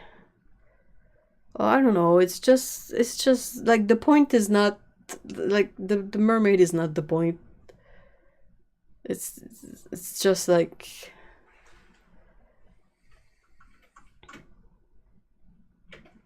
I think it's more maybe the other way around. Like, people are using the fact that it doesn't look great to also like lug in there the fact that Ariel is black.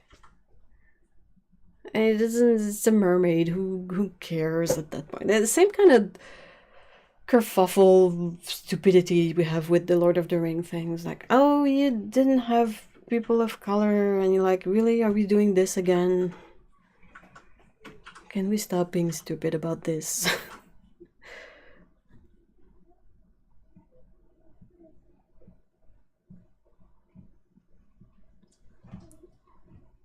Even the scientists argue, yeah, we don't care, it's a mermaid, it's not like it exists. Like, who cares?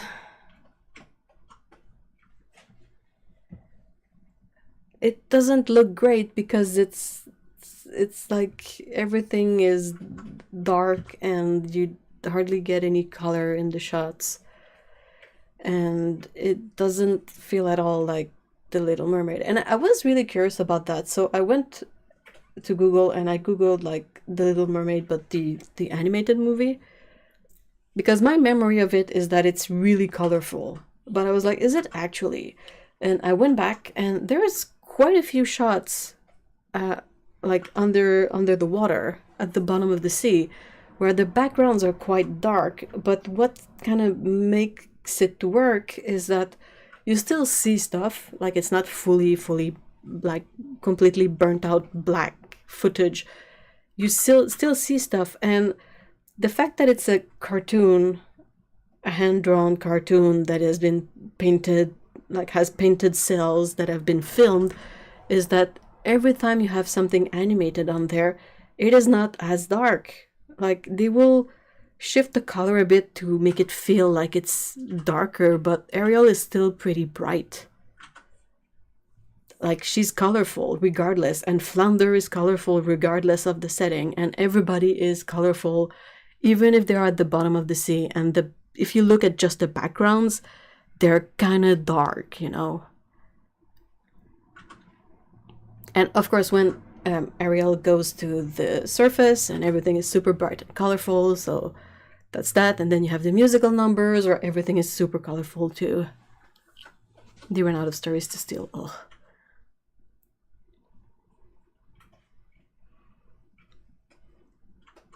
The thing is that it's a fantasy story. It's not the kind of, it's a good case of shut up, it's magic. Like, we don't need weird people trying to reason out why the skin works or not because of science. It's magic. Shut up, it's magic. She could be bright neon pink. No one cares. That's not the point. The original is super horrific, so if people want real, they might not. I remember the bit with Ursula. Yeah, the backgrounds are dark, but everything is, like, everything animated is bright and colorful. within reason, you know.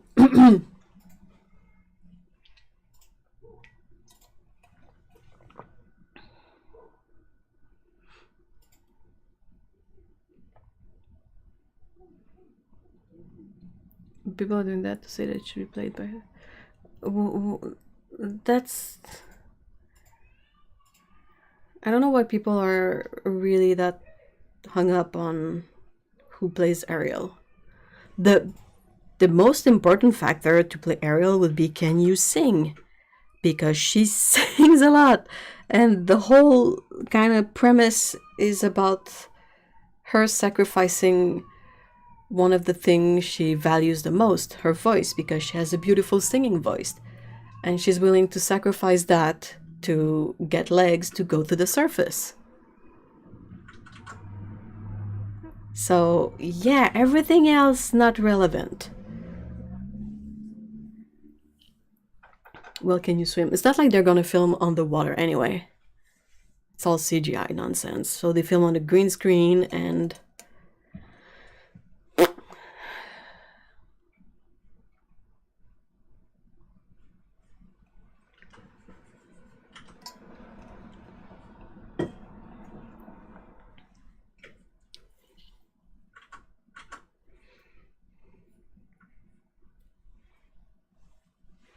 Oh, damn, I thought live action meant live action. No, no, no, no.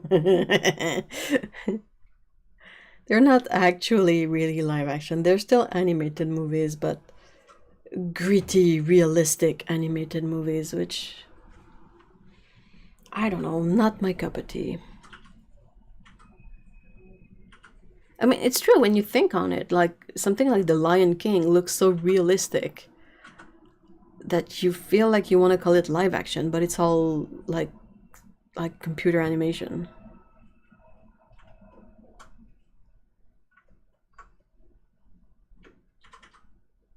I wonder who will play Triton, Ariel's dad. And I kind of heard that Melissa McCarthy is gonna play Ursula, and I'm like, oh.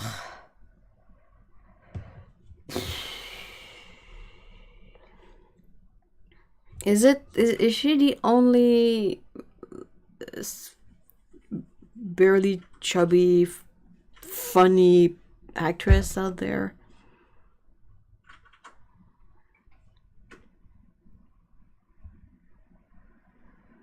CGI really is awful when you get to humans. That's the part where it kind of doesn't work, and then everything else kind of... Lizzo. Oh, Lizzo could have been great. Are you kidding me? Javier Bardem will be playing King Triton.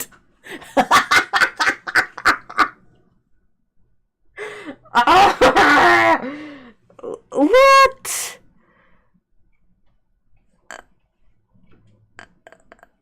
Okay.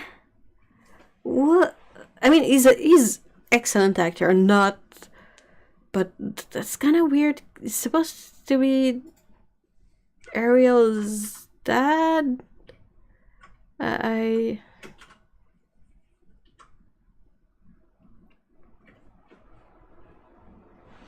Hubbs and his sister were in London during the two bombing, and they were the only theater to not refund anyone and charge full price. Oh, really? What? Wait, what? David... I don't know who David Deegs is. Wait, I don't know how that... Nothing works! Nothing works! Actress and comedian Aquafina will be voicing Scuttled. Oh, that's a big switch. Though I kind of like her. I think that could work. So no more Lion King in our house. Ooh. Aquafina is great. She really went like all the extra miles in the Black Crystal show they did recently. She was one of the bird people. I don't remember the name. Oh, she went extra and beyond. She was really good.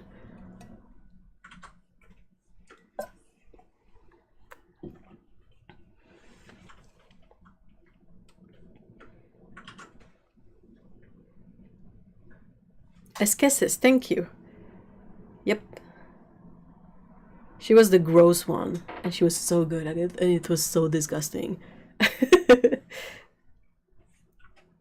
Who's gonna voice Flounder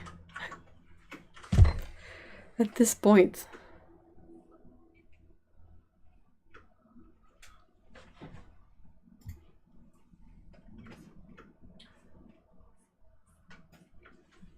Oh, I haven't seen Yang Chi something. I haven't seen that. It's all on freaking Disney Plus thingamajig. Yeah, that's it. Oh, it's Skeksis. Skeksis. The Skeksis. They made a Dark Crystal show on Netflix.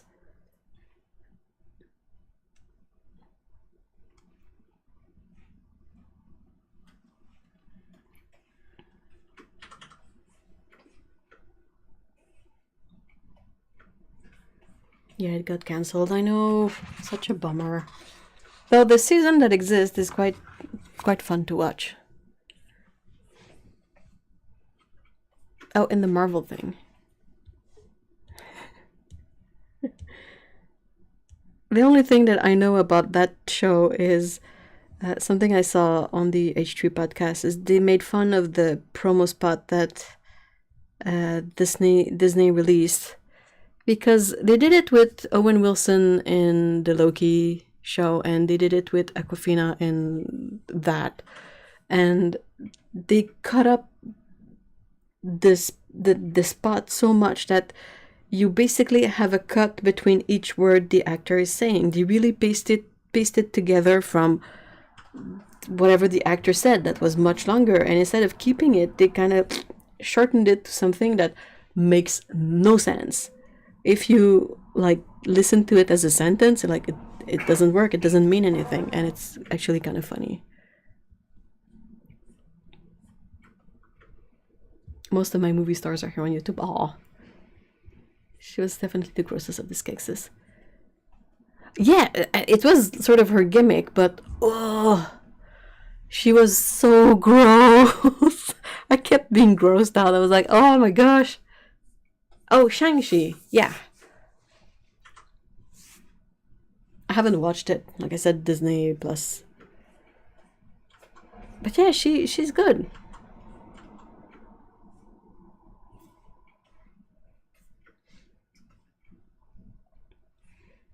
She really doesn't hesitate to push herself. Like for her Skeksis role, she really pushed it, and it was great for that. She didn't try to make it cute or to make it classy. She went like full speed ahead.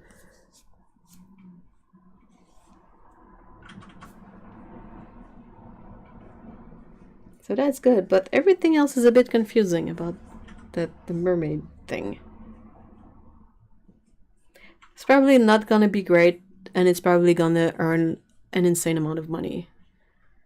And that's gonna be it. And then Disney will move on to the next adaptation like that. She was great in Jumanji: The Next Level. Oh!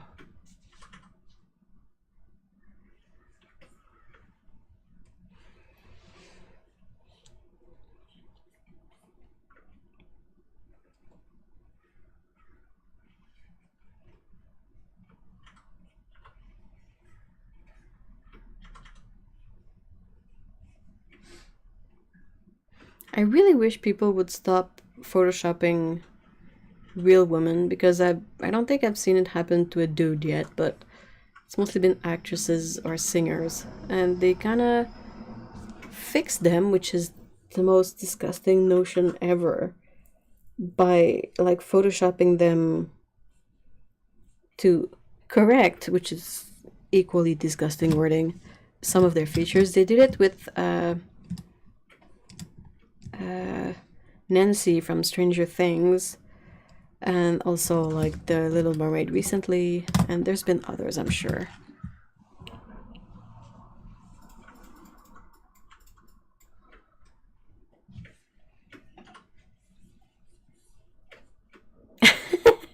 Hey, thank you so much, Cleo. This should be like we're running on overtime. Yeah, the deep fake is terrible, and uh like with what's her name? Natalie Dyer? Is that the actress? Oh, some uh, like completely disconnected from reality. What it's someone who work in plastic surgery in aesthetics and that kind of nonsense. And the person made a TikTok post where she corrected Nancy's face to give her basically the most generic face ever, basically removing her strong jawline. You know how Nancy kind of has a very squarish jaw like this. This is from memory, so it's just an example. And the person photoshopped her to have like the same kind of smooth face everybody has. And first of all, no, you can't. You cannot, like, you would basically have to get rid of the whole part of her jaw that's the hinge with the skull. Like that, you cannot just remove her jaw and have her face still work, you know? And secondly, and most importantly, she doesn't need fixing. That lady was like everybody like fell on her on TikTok, and she probably regretted her life choices for a second there.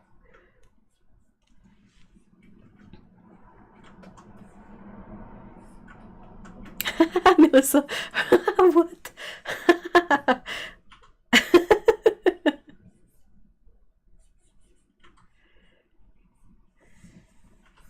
Ah, that's terrible, Dominic. That's not very helpful. Yeah, she's beautiful. She has a really, like, she has her own unique face, like kind of everybody should. Like, we need to focus less on the Kardashians, kind of, let's all look the same, and more on getting, like, interesting people to look at out there. You're not old, Dominic. Shush.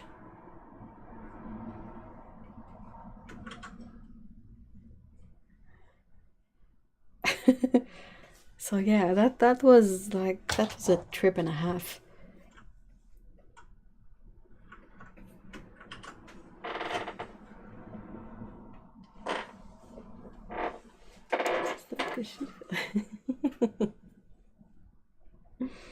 All right, guys. So that's it for today. I think there should be a stream next week, hopefully. And maybe I should try to figure out beforehand a couple of topics to discuss. I don't know if you guys would prefer having kind of a couple of set topics and maybe info or links and stuff like to look at before the stream if you want to. Like, nobody has to, but or if you prefer the casualness of it all. But yeah, thank you so much for being here today. I really hope you have a great weekend, and we will see each other next time. And yeah. Sorry, have a great weekend. We had a cell phone when it came in a suitcase. Oh. Hold.